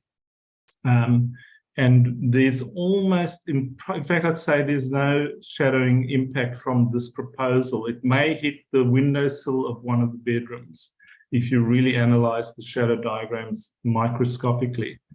Then in terms of view loss and also in terms of overshadowing, the proposal at the eastern edge of the roof form, in other words, the gutter line, is 3 meters below the height limit. If you look at the drawings, you'll see that this proposal, even after adding another floor, is well below the height limit. The ridge height, so it's got a hipped roof. At the extremities of that roof, it's 3 meters below the height limit. And at the ridge height, it's about 1.2 meters below the height limit. So it's a full story below the height limit. And again, the views that were discussed are across the side boundary, and probably, you know, it couldn't be classified as iconic. And unfortunately, so it's a modest development, and it's a compliant development. So, and I think that's about all that we'd like to add. And we're happy to answer any questions. Thank you. Jan or Peter, any questions? No. No. Thank you. Thank you all for coming and speaking on this item. We'll now move on to the next item, which is item 6 on the agenda. DA 5082022, 5 Chesterfield Parade, Bronte. Sandra Robinson's returned to the meeting. There's no other conflicts on this item, so the panel will all be sitting in. It's a demolition and construct of a new 2-storey dwelling, and we have received a number of submissions on this item, and we have a number of speakers for both as objectors and applicants. So we'll get on with it. Again, if I can ask everyone to keep to the 3 minutes. When the buzzer goes, if you could wrap up as quickly as you can thereafter. James Anderson, Sorry, Chair Lady. I think we sent through in the notes. We'll be talking from myself first, and James as our third speaker will be concluding today. If that's okay with you. Sorry, can you just say that? Who are you? Sorry. I'm Ryan Sponick, the husband of Alison Boyd, as you see the name on the screen. Right, okay. Residents of number 5 Chesterfield. So you're going first, is that right? That's right. Yes, if that's okay. Yes, that's fine. Perfect. James will conclude today's objections. So just kicking off, we'd like to thank you, Chairman and members of the panel, first of all, for your time to meet with us today and also to hear our concerns. We also want to thank the members of the Waverley Council who have taken the time in reviewing the objections put forward, which I believe there have been more than 10. We appreciate that you are here to find solutions today. So our key objective here is to not only raise our concerns, but also come forward with very simple remedies that we feel are reasonable for today's proceedings. So as mentioned before, my name is Ryan Sponick. I'm representing number 5 Inverness Street on behalf of my wife, Alison, but also my 2 children, aged 5 and 6. Today, I'm also representing the families at number 3, number 7, number 9, and number 11, as we're only allowed 3 speakers today. So all of us speaking today, we've got 3 clear objections that we would like to raise. The first one being the significant privacy concerns for the residents on Inverness Street and Gordon Place, including 9 young children. The removal of current large established trees without any valid reason or attempt to retain or to restore. Thirdly, the height of the structure in relation to the bordering properties along Inverness Street. If I may ask the panel, we submitted some pre-reading material or some documentation before today's meeting. If you could please refer to images number 2 and 3, which is showing the downhill gradient of the land from Chesterfield Parade down Inverness Street on the western elevation of the development. As you can clearly see, it is quite a steep slope. Where the architects have failed is to consider the impact that this development would have on the homes of number 5 on Inverness Street, whose backyards run perpendicular and also border the development of 5 Chesterfield Parade. The height of the proposed property, including the veranda, as you can see in images 4.1 and 4.2, are both invasive and seriously compromise the privacy of number 4 of 4 homes. So that is number 1 to number 7 Inverness Street, of which 9 young children, all under the ages of 8 years old, call their homes, and also, I believe, deserve representation and consideration here today. For these 9 young children, the only safe place for them to play is in their backyard. So if you can please see the impact that we've shown in one of the images, the impact that this has from our back bordering wall, which is basically a 1.9 meter height above ground level at the rear end of the property. Ultimately, the height of this property of the new development is unnecessary and in excess of the requirements the applicants say is required to prevent flooding. So I think there could be some easy remedies here. I mean, essentially, the architect could easily solve this by incorporating a design which follows the natural gradients of the land to avoid the Inverness Street concerns altogether. Finally, the proposal of privacy screens or to install privacy screens of 1.6 meters is significantly shorter than the average person. So it will do nothing to provide any privacy when somebody is standing on both the veranda, in the master bedrooms, and also the living areas of the property. So a solution on this would be to, if you look at image number 5, would be to incorporate up on high windows on the western elevation master living areas, as what the builders have already decided to implement or install on the eastern elevation of the property. Yeah. Ryan, that's your time. So thank you. That's we need to sort of end that there because we've got those other speakers. I understand, Chairman. Thank you very much. Yes. Do we have any questions for Ryan, panel? No. Yeah, just one. So you'd like to see those privacy screens increased in height to? Yeah, I think our first idea would be, if you look at the gradient of the land, I think the architects always refer to the property against corresponding properties on Chesterfield Parade and don't take in consideration the slope of the land along Inverness Street, of which this property all borders. If that could be incorporated, that would be the most ideal solution, I think, for everybody on the street. But also, privacy screens that are higher or even up on high windows would probably be the best solution to still allow natural light, but also offer all of these residents along the street and their children the privacy they deserve. Thank you. Thank you for your question. Yeah, was it your submission regarding the change of windows from these reflect the west with the eastern type windows? Yes, that was one of our submissions. Yes. Yeah, 619. Yeah, well, I'll get the architect to address that. I think there may be a problem doing that, but we'll see what they say. Yeah, we've done it on our property, and we've seen other developments taking the same consideration. So, especially if you look at the light, I think on the western side, it's not really capturing any sunlight anyway. Really, it's pure just a privacy thing from our concern, and shouldn't impact the development by any means. Great. Okay. Thanks, Ryan. Thank you for your time. So, who was next? Was it Jason or James? Jason. Okay.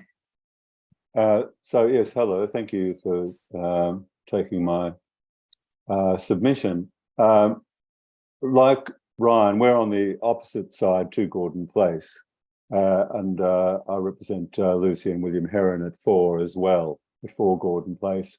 And can everybody hear me? Yeah. Okay. So we're like Ryan, we're particularly concerned about mature trees, which there's a deciduous tree which is like 20 meters tall. It's probably been there for 100 years, which I don't really understand why the trees have to go at all. There's eucalypt trees and this very large deciduous tree that apparently is going to go. I thought there would be a tree preservation order covering them. Also, the proximity of the swimming pool onto my workspace, which is only about 1.1 meters from the wall of my workspace, which I work from 5-6 days a week. I think that's going to be very noisy. Also, the other issue is the ground floor of 5 Chesterfield Parade is 2.05 meters taller than our ground space. So they're going to be, without the trees, they're going to be overlooking and looking straight into our house, as well as the neighbouring issues. The neighbours have issues with their windows. We have an issue with the veranda and the living spaces looking into our house, which is lower than their house. So they'll be looking into our bedroom. They'll also be looking into our living spaces downstairs. Their veranda is going to be, I'm not quite sure what the distance is, but that's going to be reducing the deep soil ratio that exists, should exist, which is going to disappear, be a very small area of garden, and it's mostly veranda and house. So they're going to be putting a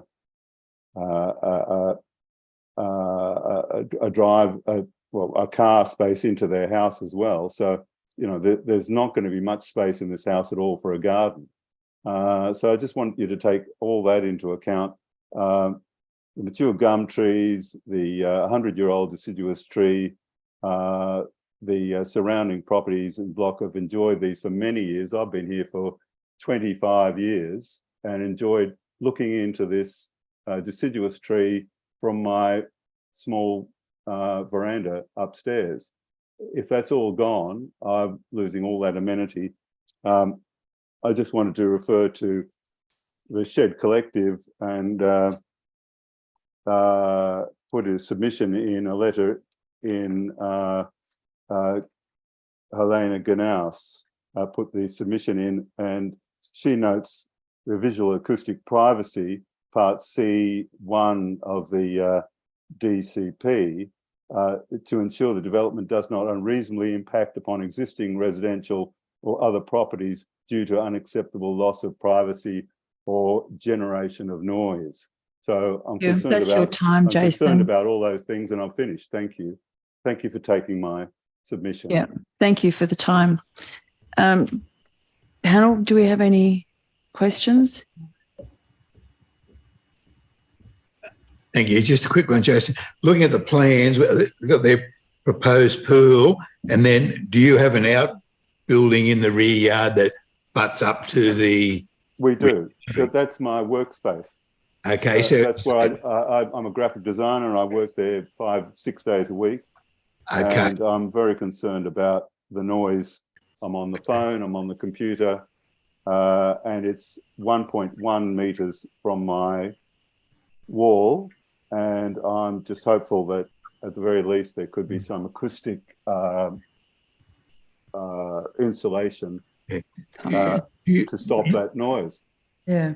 Do you have any, I presume there's no windows in the rear wall or openings?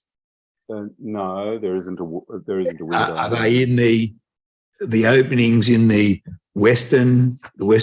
There is an opening in the eastern side of my room. The eastern side of your room? Yes. Okay. That's yes.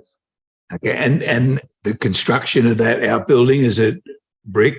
It's brick and timber. Brick and timber. Okay, thank you. Thank you. Thank you. And the last speaker objector is James Anderson.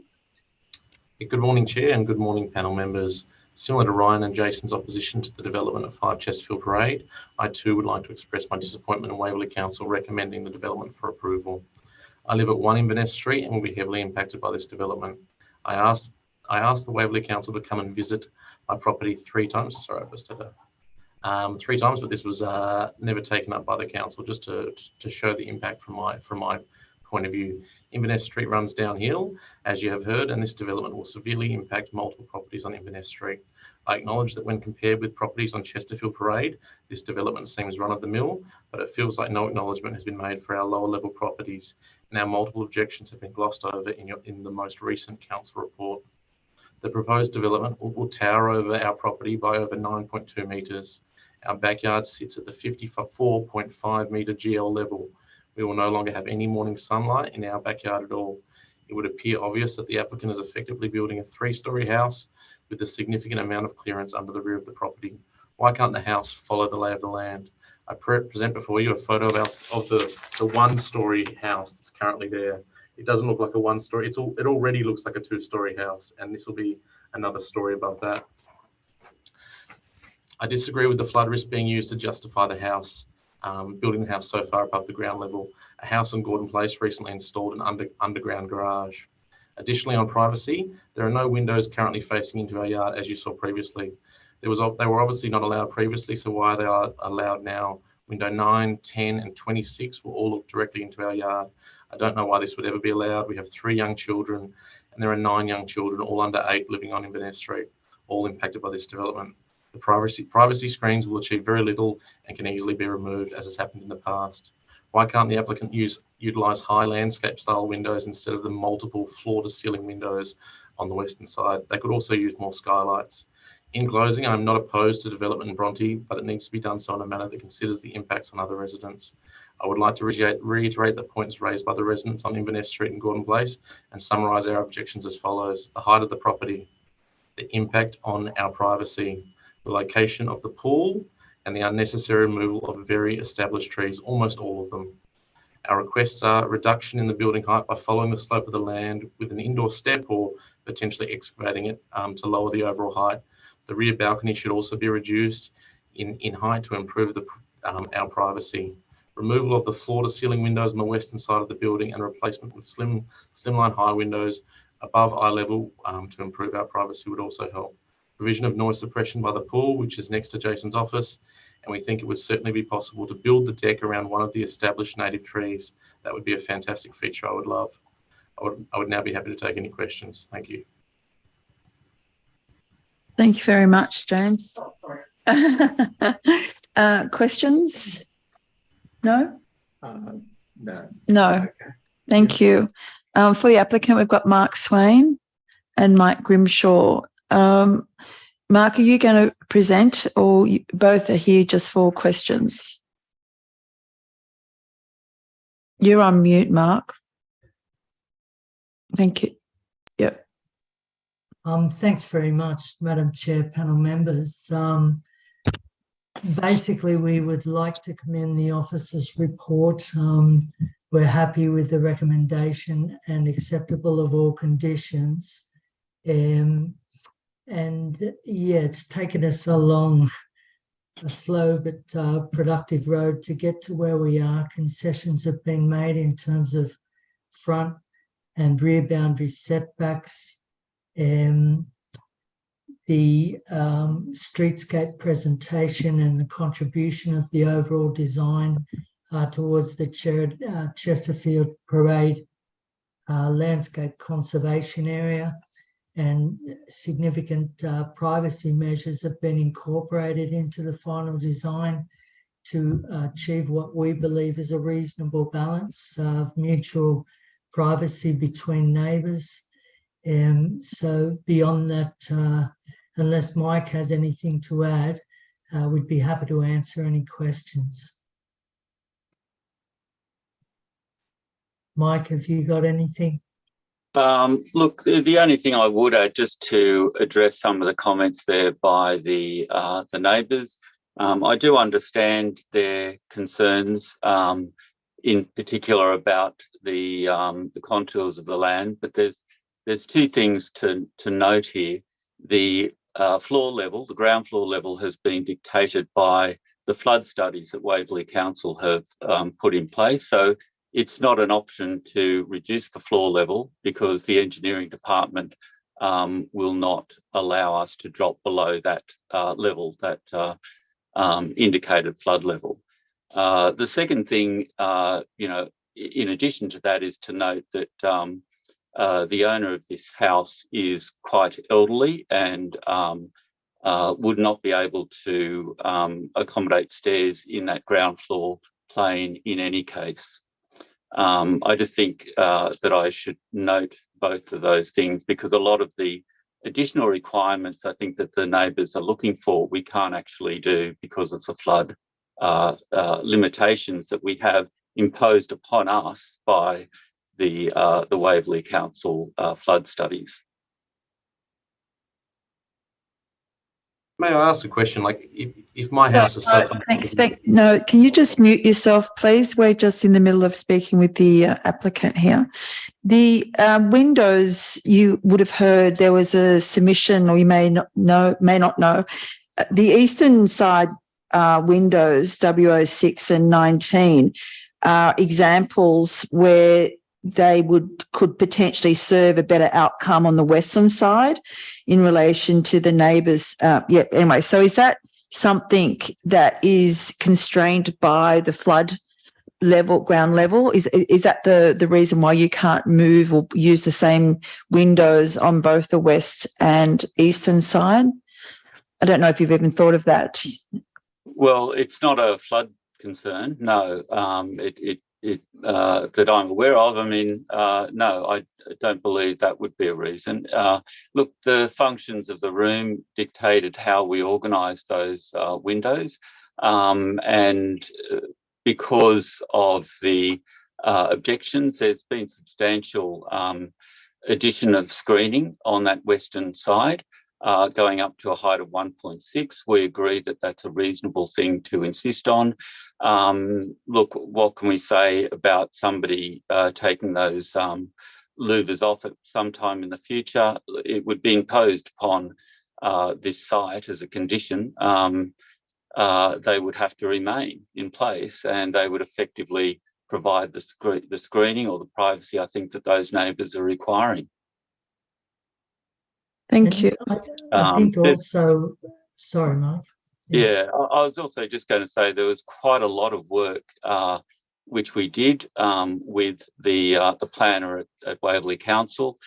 We went through substantial amendments to these drawings, and we think we've actually landed in a better place. I think it is a better design as a result of that consultation with the council, and I really do believe we are putting forward the best possible outcome, considering the amenity of the neighbouring properties. Yes, thank you. Jan? Thank you. I'm referring to DA03 revision B, if you wish to refer to that, Michael. I just want to understand the relationship of the properties at the rear and the built forms that we have here on proposal. You'll see the coping around the pool. Can you tell me what the RL of that is? It's at the existing ground level, or no, the level of the coping is proposed coping around the pool. Yes, it's 54.86, which is pretty much exactly what the existing ground levels are currently. 54.86. Yes.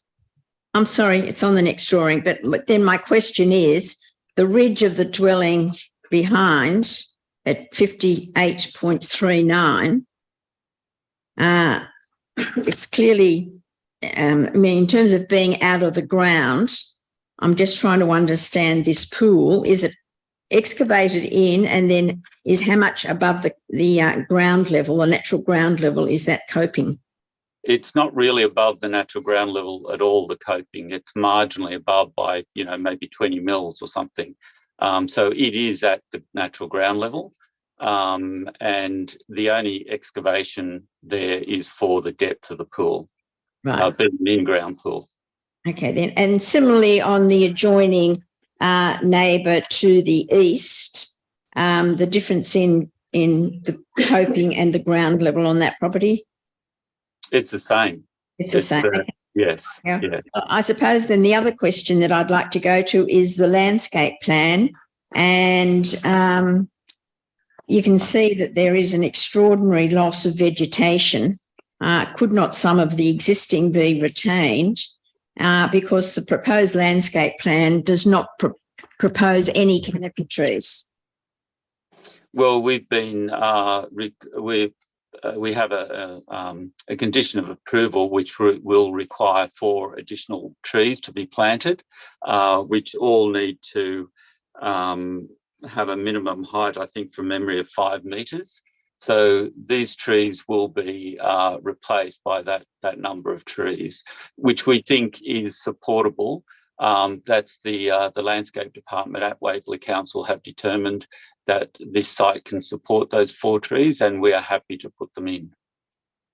Very well. I just wanted to go back to the existing vegetation, and perhaps the information is on file, but is there any way that some of the trees in the rear yard cannot be retained? Look, we did get an arborist report to have a look at the quality and the benefits of retaining those trees. So I would refer the panel to the arborist report. But it's very rarely that people want to start with a clean slate when they've got mature trees on the property. Yes, but I guess they have been there for some time, and it's become a little unmanageable, those existing trees, and they don't necessarily lend themselves to the proposal that we're putting forward in terms of how that rear space can be used. It's very, you would have gone to site, I believe. It is a very dense foliage in the rear yard.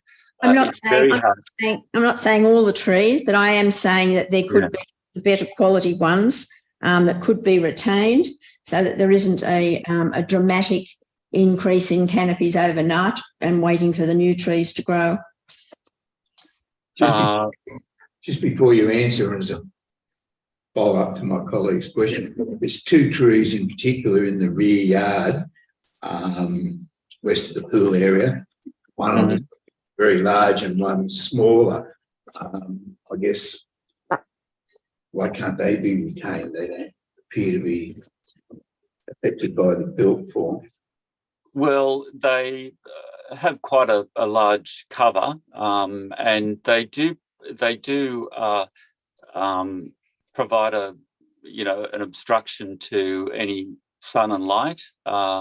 the density of that foliage at the rear. I suppose you could say that we could thin those trees out, but I don't know how much of that could be managed by the trees, which those particular trees are quite old, I believe. But the details of the arborist report, I'd have to check to see how well they'd survive any thinning out of the branches and the like. But the neighbours have talked about their yards and their sun and light. This particular backyard gets very little light in many ways, because they are providing the foliage for the neighbouring dwellings who themselves don't have as much dense foliage in their yards. Been there for some time, though. That has been there sometimes. Yes, but it does seem like an overburden on this property to provide the privacy and the foliage for the neighbouring properties when themselves don't have that. It seems unfair. Yeah, thank you for that opinion. Any other questions? No? Just one, just to understand this, the flood level. So your ground level's RL 56.60, and I presume if they've allowed a freeboard of 500 mil, that as council's engineers said to you, the flood level is 56.10, and they require a freeboard of 500. Is that how you've designed it? Yes, that's correct. We've gone to the floor level that's been given to us by the council. Okay. Yes. Great. Thank you. Thank you very much for everyone coming along on that item. Appreciate your assistance. We'll now move on to item 7, DA 528-2022, 15 Busby Parade, Bronte, alterations and additions to a semi-detached dwelling. We've had a number of submissions on this item, and we have a registered speaker against it, Mr. Barnes. Are you there, Mr. Barnes? I am. You are? Yes, can you see me? Yes. So Okay, we're ready? Yeah, and I've got my wife Mel with me. Hi, everyone. Are you okay if we start? Yeah, when you're ready, off you go. Okay. Thank you. First of all, we just wanted to note that we were actually supportive of the site being developed, and we look forward to seeing Saha's design, which we actually really like being built. We'd also just like to thank Karis Keenan for showing the initiative to visit our site, hear our concerns, and for her comprehensive report. So long as council's conditions remain, we're really willing to compromise on most of our objections raised. That rear studio on Clifton Lane is not of the nature of the area, but we're okay with this. We just ask for the option of the Juliet balcony to be deleted so people don't stand on it and look back at our rear deck. The rear setback of 19 Busby Parade is an apartment block and results in a more generous rear extension line than if the immediate neighbours and other similar building types were considered, but we're also okay with this. And the rear extension height started at 8.5 metres and is now 8 metres at that first level now that it's set back. This is above the 7.5 metre height limit, but we're also okay with this. We really do want this to progress and to be built for Martin and Lisa. But our main concern remains that central courtyard, which council has noted creates visual and acoustic privacy impacts on our property. The open courtyard faces and is only a few meters away from our main bedroom and living areas. As it stands, when the owners, Martin and Lisa, take their bins out at night down that side area, it already wakes our 18-month-old daughter from time to time. And there's been a history of noise complaints down that side area. Martin and Lisa sent us multiple messages around a little water pump that went off for a few minutes a day that was affecting their sleep, and we proactively removed that as a courtesy.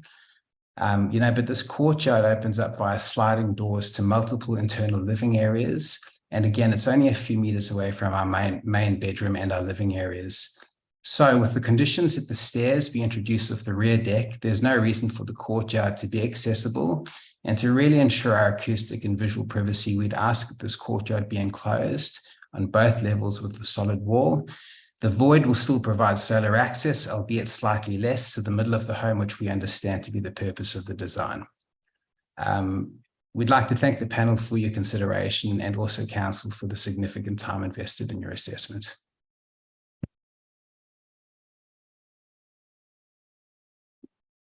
We've got a question from Sandra Robinson. You mentioned about the balcony on the studio, and you called it a Juliet balcony. That's what the condition asks for. Are you actually suggesting that the balcony be deleted completely? I was pretty certain from memory without checking that it gave the option of no balcony or a Juliet. I might be mistaken, and we would prefer for there to be no Juliet because obviously having something at the back of the yard, there's going to be people more consistently there, and it would have line of sight back up to our rear deck. That's clear. Thank you. No worries. Thank you. The applicant, Lee, you're here again. Did you want to address that issue for us? Yes, please. And I have a short submission. I know it goes for 3.5 minutes, and I also need to check with you if you've received the written submission that we've put together about conditions and the plans from the architect. Yeah, we have received that. They haven't been considered by staff, so that's something that we're going to have to look at today as the panel. So we have received it, but I've got to keep you to the 3 minutes. So if you could remove a few words and keep it to the 3 minutes, that'd be great. Yes, Madam Chair, if you could ask me a question about the studio at the end of my 3 minutes, please. I appreciate maybe more than most that this may be irrelevant, but it does have to be said it's unfortunate we're here for this item today in support of a fully compliant development escalated to your attention by a coordinated effort to receive more than 10 submissions, whether that's 5 from the neighbouring property, the submissions from Clovelly and Maroubra, the unknown submissions or the late submissions when the count was only at 9. With that off my chest, there are a number of conditions I need to address. The proposal was amended to address matters raised by council during its assessment. We're informed that our detailed analysis of the rear building line was agreed and we weren't expecting any unresolved general modification conditions. However, a number have been recommended. We agree with the intent of almost all conditions. However, with further consideration and the opportunity to review how they operate and affect the architecture of the building, the architects have developed a more considered way of addressing these impacts. The outcome is illustrated in the plans we've provided, and I've prepared a full set of amended conditions that would facilitate these outcomes. On view loss to the cemetery and the rear building line, whilst we disagree with the conclusion it's an unreasonable impact, instead of just reducing the balconies as conditioned, we've offered to remove them entirely at both levels. This offers the same views to Brett next door and more privacy to this neighbour than anticipated by the council's conditions. In our plans, the top floor bedroom doors would be converted to windows. On privacy from the central courtyard, whilst we disagree there is a privacy impact upon the neighbour, instead of semi-transparent privacy screening as conditioned, we propose a more robust and heritage appropriate privacy wall for increased visual and acoustic privacy with a privacy screen style gate. On privacy from the ground floor deck, a space that is overlooked by the neighbour's vast, unscreened, raised terrace on our boundary, we disagree that our modest deck could have any impact upon these neighbours. However, we propose to delete it altogether and offer a paved area 0.5 metre lower than the recommended approved deck with the connection to the garden. For the studio, if I make it within 3 minutes, we accept the suggested privacy treatment to the rear lane windows and the relocation for the stairs further away from the tree, but we don't accept a reduction in the entrance deck is warranted. The deck is proposed effectively at the existing garden level and maintains the current outlook towards the neighbouring properties. To the west, if you look at drawing DA21, this deck looks at a high blank wall on top of which is the open space of the western neighbour towering over and looking into our site. This is entirely unchanged from the existing condition. To the east, where the planner's report raises concerns about privacy impacts, the extent of overlooking is entirely unchanged and we've received a letter of support from that neighbour. This is the only condition we seek to have deleted by the panel. All other suggestions offer modest wording refinement that improve on council's recommendations. Conscious of time, I'm here to answer any questions you have and the architects are available as well. Thank you. Can you just give us that condition again that you're asking for it to be deleted? I just didn't catch it. Whoops. The condition itself is, so I'm just going to my written submission.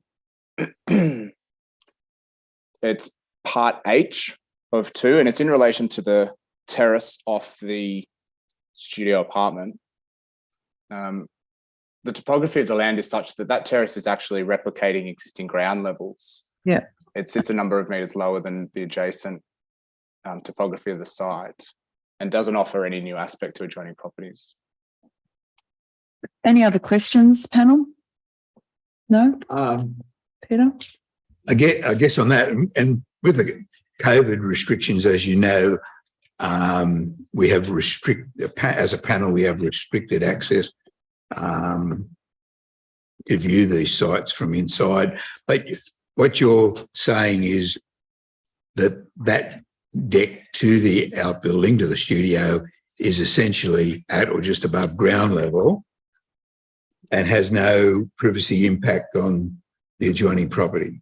That's correct. And I might just ask Harry if you have those images. Maybe that's a time to screen share from that space. But for the panel's attention, drawing DA21 is a really clear indication of where the levels are of this rear yard. The deck, DA21, it's this eastern elevation. 21. That's the garage studio drawing. Yeah. Okay. So, okay. The coloured drawing, the coloured part of the drawing is the proposed structure. We can have a look at that. We've got that. Thank you. Jan? Sorry, just while we're on this, on that studio and the deck, is it proposed that it go for the full width? That is sort of boundary to boundary? Or that it... Yes, it is. It's to provide a sort of level space outside of that studio and also as a roof cover to, as a roof cover to the garage below. So if it was pulled in, effectively what it would do would be allow sort of inclement weather into the garage below. And it's not an entertaining space, but it's an extension of the backyard. Just speak up a little bit, sorry. So it's an extension of the backyard rather than an entertaining space, and it offers a flat roofed extension over the garage below to protect it from inclement weather. So it's certainly not a deck for entertainment. It simply matches the garden level of the image that was on my screen a minute ago. It says roof terrace above double car park. Yeah. Thank you. And one other question, Lee. There's a condition about reinstatement of the front balcony, which I didn't understand. I don't know if you understand it or what. Was there a balcony there other than the Juliet arrangement, and do you want to comment on that? Yeah, I haven't seen the original plans, Mr. Brennan, but there was supposedly an original balcony there. The owners are, I guess, artistic craftsmen and are very keen to explore the creation, the recreation of the historic form of the building. So they're excited to do that. So they'll accept the condition at this stage, go down the path with a heritage advisor to see what they could come up with. That's correct. And we have a heritage advisor that's been engaged from the inception of the development. Okay. Yeah, thank you. No, nothing further. I think unless there's anything that the is it Harry want to say? Did you want to say anything further? Sure, can you hear me? Yeah. So we just wanted to, I'm not sure if you've been able to go to site, but we just wanted to kind of describe the site condition that we're responding to, which is we've got a south-facing site sloping away, and we've got a series of elevated roof terraces, one at the rear entertaining area, which is up to 5 metres high, with a glass balustrade looking onto our site on the boundary, and one above a double-car garage, which again is higher than the proposed gutter RL of the rear dwelling. So we've got a really elevated site to the west at number 13 Busby Parade. And so part of the reason for the courtyard is to actually allow us to have windows from our primary new space facing along our site, north and south, rather than to the west at the quite overbearing roof terrace. So the courtyard is actually a tool designed to increase privacy between the two dwellings. And I also think it's reasonable for, in the context of a semi-detached dwelling, for our side passage to be used. That's just how semi-detached dwellings have been used forever. So I think having access to your side passage is reasonable. Great. Nothing further? Great. Okay, thank you very much. We'll now move on to the next item, which, Jan Morell, you have a conflict on. So this is item 8, DA 534 2022. It's 449 Bronte Road, Bronte, and demolition and construction of a new Part 2 and Part 3 story dwelling. Again, we've had some submissions received. We've read them, and we've got registered speakers Claude Barony, and who's the objector, and I believe the applicant is no longer speaking. So the objector, Claude, you there? You if you could just unmute. Well, yep. Sorry about that. That's okay. That's fine. You've been waiting a long time. Thank you. No problem. I've got my wife here, Susan Ritchie, with me as well. Yeah, just you might want to speak up a little bit. Oh, right. Is that better now? Yes, that's much better. Thank you. Right. Okay. Yeah. Look, just wanted to say, look, in general, we support the council's assessment of the proposal and that they have refused. And but we just wanted to clarify before we take a couple of points in the agenda. It appears to be a typo because it says it's recommended for approval with conditions, but the council report, there are no conditions that's been recommended for refusal. Can we just clarify? You're cutting in and out. I'm not quite sure why that's happening, but we'll just check what we have. And for us, I believe it is, in this agenda, it's got that the DA be approved. Yeah, but the report clearly says that it's recommended for not to be approved. So it's fine. That's okay. I'll just note that. For the record, thank you. It's an error in the agenda, and it's the applications identified in the report to be refused. Right. Okay. Thank you. To be refused. So just a couple of points I wanted to make from the start of my 3 minutes. Just wanted to also bring something in the attention of the panel in relation to the solar access requirements referred to in section 2.2.3 of the DCP low density residence compliance table, section 1.6 solar access. The third point there says it requires the applicant to, quote, avoid unreasonably overshadowing of solar collectors, including habitable windows. Now there was nothing marked against that section. Look, it's just a point of the remarks will no to that table, but on that particular one there, our habitable, we do have a north-facing window to our master bedroom there, which currently gets full sunlight, or substantial sunlight between 10 a.m. and 2 p.m. during winter solstice. And the proposal that was going to be put forward would result in 100% sunlight as a result of that loss of sunlight as a result of that. So I just wanted to make sure that there should have been a no in there that didn't comply with that. And the other one, and in general, we wanted to say that we don't really have an issue with the FSR being over the as much over as it is, but the only comment we would have that if it was to be considered, the FSR increase in FSR over the allowable limits should only be accorded if there are design modifications to which would not remove our minimum solar access, which the proposal currently does. Okay. The other point, there's also another typo we noticed in relation to landscaping, biodiversity, and vegetarian preservation. What page is that, Claude? Sorry? What page? That's page 16. Yep. It's got there 2 trees labelled as T1 and T2 are technically located on the neighbouring property.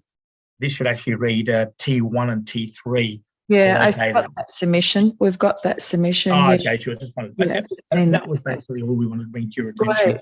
Thank you very much. That's really helpful. Sorry, we can't hear you.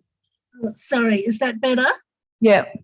I just wanted to reinforce what Claude was saying about the solar access, in that, you know, the application, their place would be compliant with the DCP's solar access, but ours, which is currently compliant, would no longer be compliant. Right. So, you know, I think that's important, that it's a design issue. And we did propose a couple of solutions, you know, so it's a design issue to do. Okay, well, thank you very much. Thank you. Thank you for clarifying. Any questions, panel? No? Great. And there's no other speakers on this item, so thank you very much. We'll move on to the next item, which is item number 9.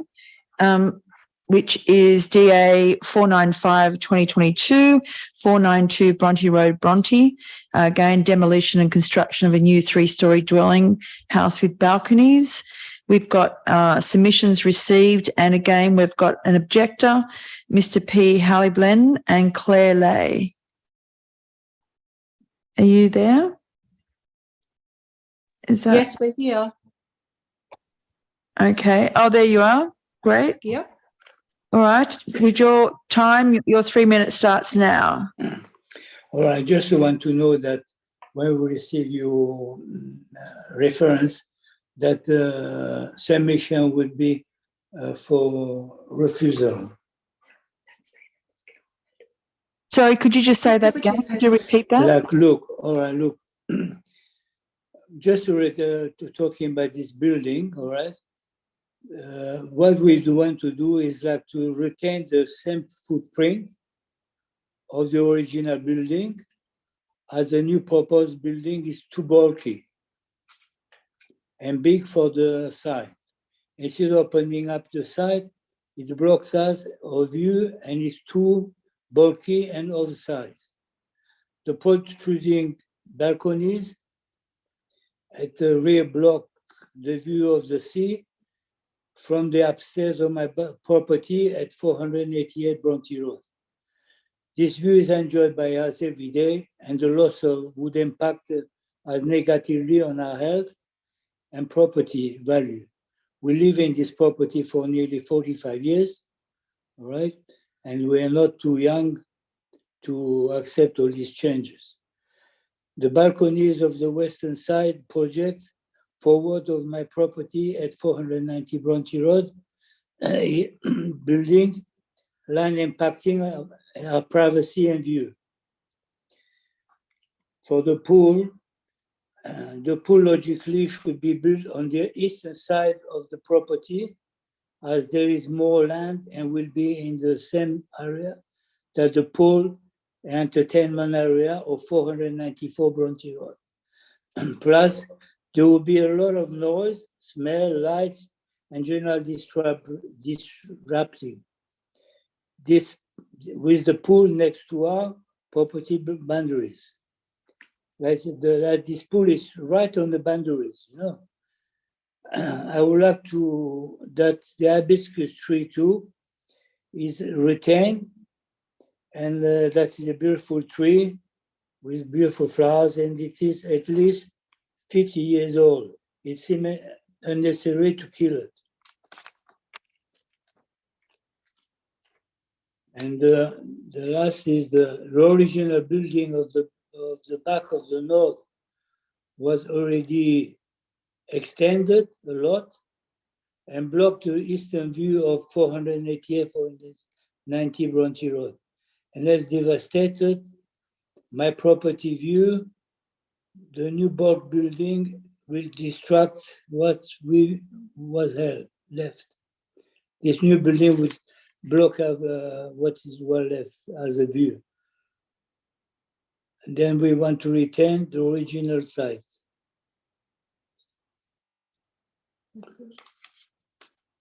That's it. Do you understand me? Sorry, yes, that's your time. I also note that we've received a number of submissions from you as well, which is good. So we'll consider them as well during our deliberation. Thank you very much. Thank you. I'll just ask if there's any questions though. Is there questions? No. No, thank you. Thank you for waiting. It's been a long day to get to your matter. Yes. Thank you. Thank you for your patience anyway. Now we have the applicants. There's three. We've got the owner. How do you want to approach this? Do you want to each have a 3-minute discussion, submission, or you here for questions and answers? I wanted to hear. We need you to mute yourself now. We're going to go to the applicants, speakers. Madam Chair, I suggest maybe Mary, our architect, start, and then I might just say a few points from a planning perspective, and then potentially if the clients would like to summarise or conclude with anything, if that's okay. That's fine. We're in your hands. Thank you, Mary. When you're ready. Well, good afternoon, and thank you for listening to our submission. Firstly, it's important to note that we submitted amended plans to Council in April and again in May, which I've provided to the panel. The changes we made in the revised scheme included lowering the overall building height by 300 mil. We deleted the ancillary plant pool filter at the rear of the site, which in turn increased our deep soil planting. We've reduced the FSR, we've increased the side setbacks to the rear half of the upper level of the dwelling to 1.5 metres on both sides, reduced the rear balcony depth, deleted the planter from the upper level bedroom balcony, and increased the overall rear setback. The assessing planner rejected the revised scheme on the basis that he did not think we'd made significant changes. These were significant amendments, all of which took quite a bit of time and all of which were dismissed. Our proposal as assessed involves demolition of the existing building on site with reuse of all of the brickwork of the proposed new dwelling. We're proposing to install PV panels with battery storage and car chargers.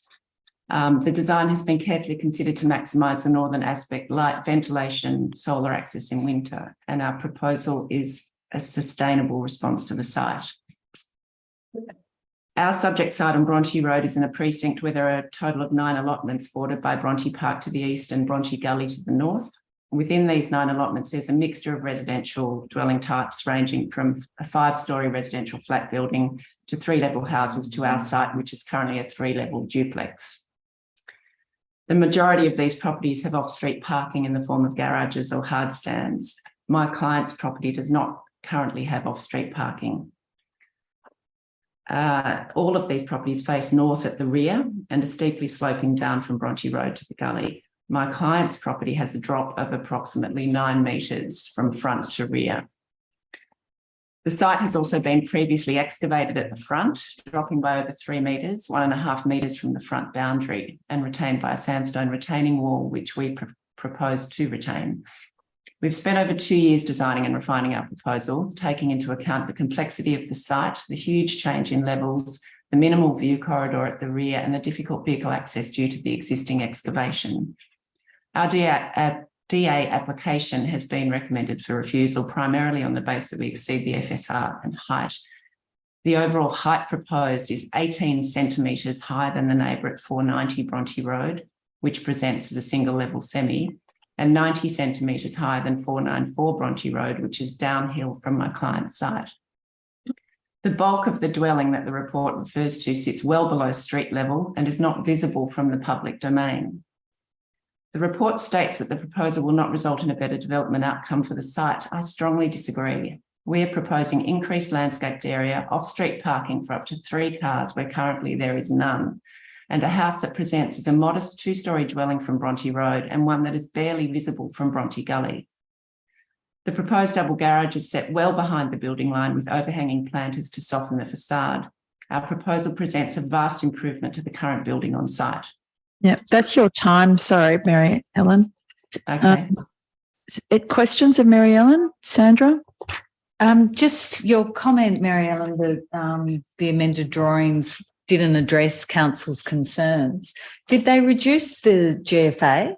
You mentioned that there was a small reduction in height, but did they reduce the floor space ratio? They did. They did by approximately 7 square metres. Sorry, did you say 7? Yes. Right. Okay, thank you. And also the rear currently, as the application stands, the rear northwestern corner wall is set back 2 metres from where the wall is, opening further views to the park. Jan?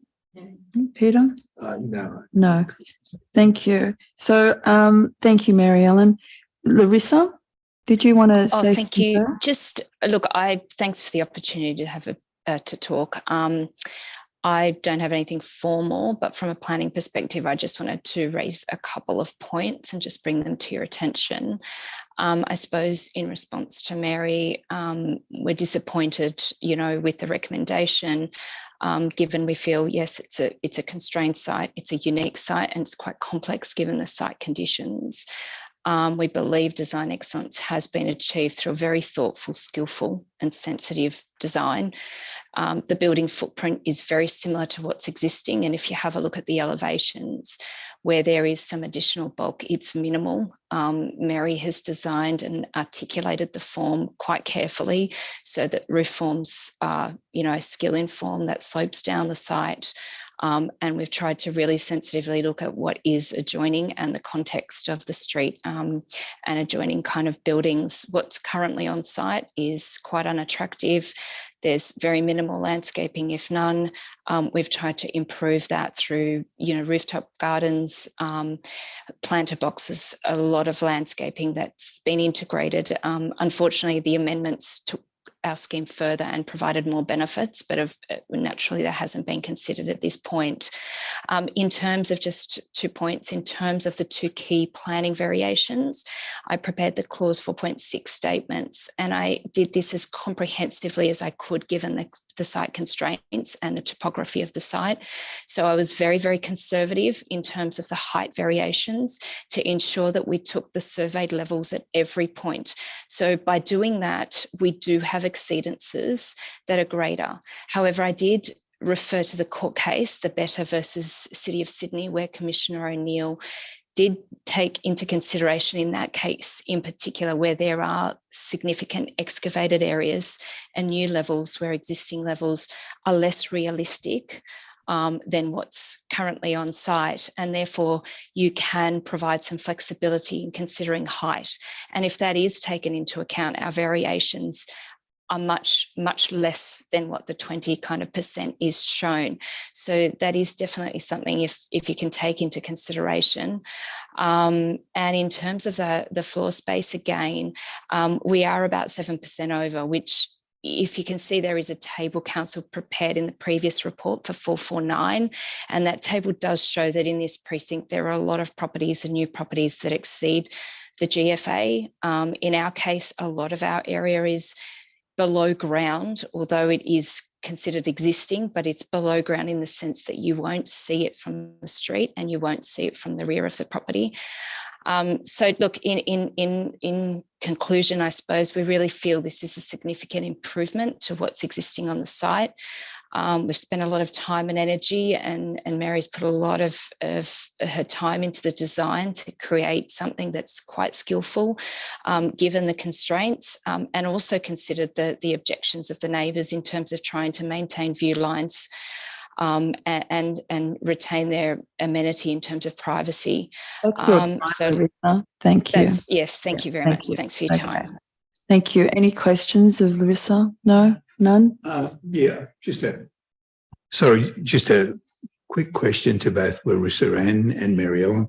Have the council, you say you submitted these amended plans or 2 lots of amended plans, have the council provided you feedback on what they should do? I mean on what you should do, but we can improve it from their point of view, not necessarily from your point of view. Yeah, the planner, he was quite vague, to be honest, in his response to our amended drawings, and just pretty much said there's no double garages on that area of Bronte Road. So I think he just wanted us to get rid of the garaging, which makes no sense given that we're proposing parking for 3 cars in an area where parking is at a premium. And he said that we didn't significantly reduce the height or bulk, but we did. We brought the rear side setbacks into 1.5 metres side boundary. We increased the rear setback, and we also took out the whole area at the rear of the site where we had the plant room to increase our deep soil planting.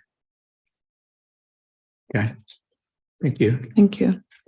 And the owner, Mrs. Jokana, would you like to address the panel? Hello, thank you. No, that's okay. The others are representing us today. Just to say thank you. We're building a family home. We're very new to this process.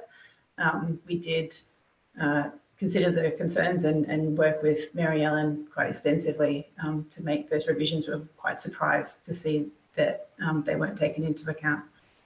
But thank you. Thank you. Thank you very much. Thank you all speakers on that item. We'll now move on to the next item, and it's the last item on today's agenda.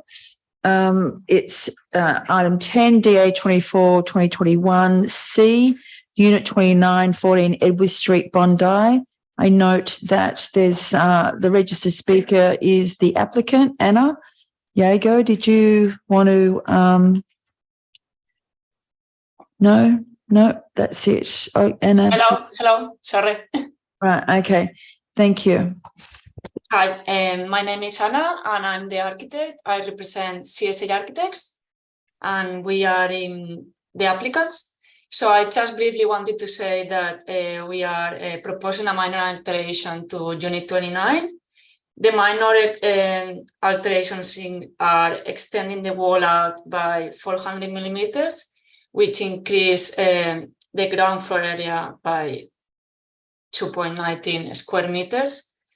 I just wanted to say this only increases the FSR by 0.1%, which we think is very minimal.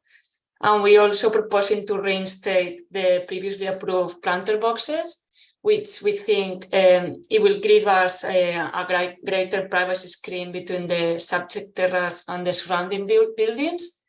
And yeah, in general, we just wanted to say that we believe this is very minor and that the proposal is not visible from the street. It's not changing the height of the existing building. And therefore, we believe this is, thankfully, this is recommended for approval. Thanks. Thank you very much. Any questions? No? No questions. No questions. Yeah. Thank you very much for coming in and putting that submission to us. Thank you. Thank you. The meeting is now closed. All items have been dealt with in the public hearing and we'll now retire and go and deliberate with the responses and determinations to be put up on Council's website later in the week.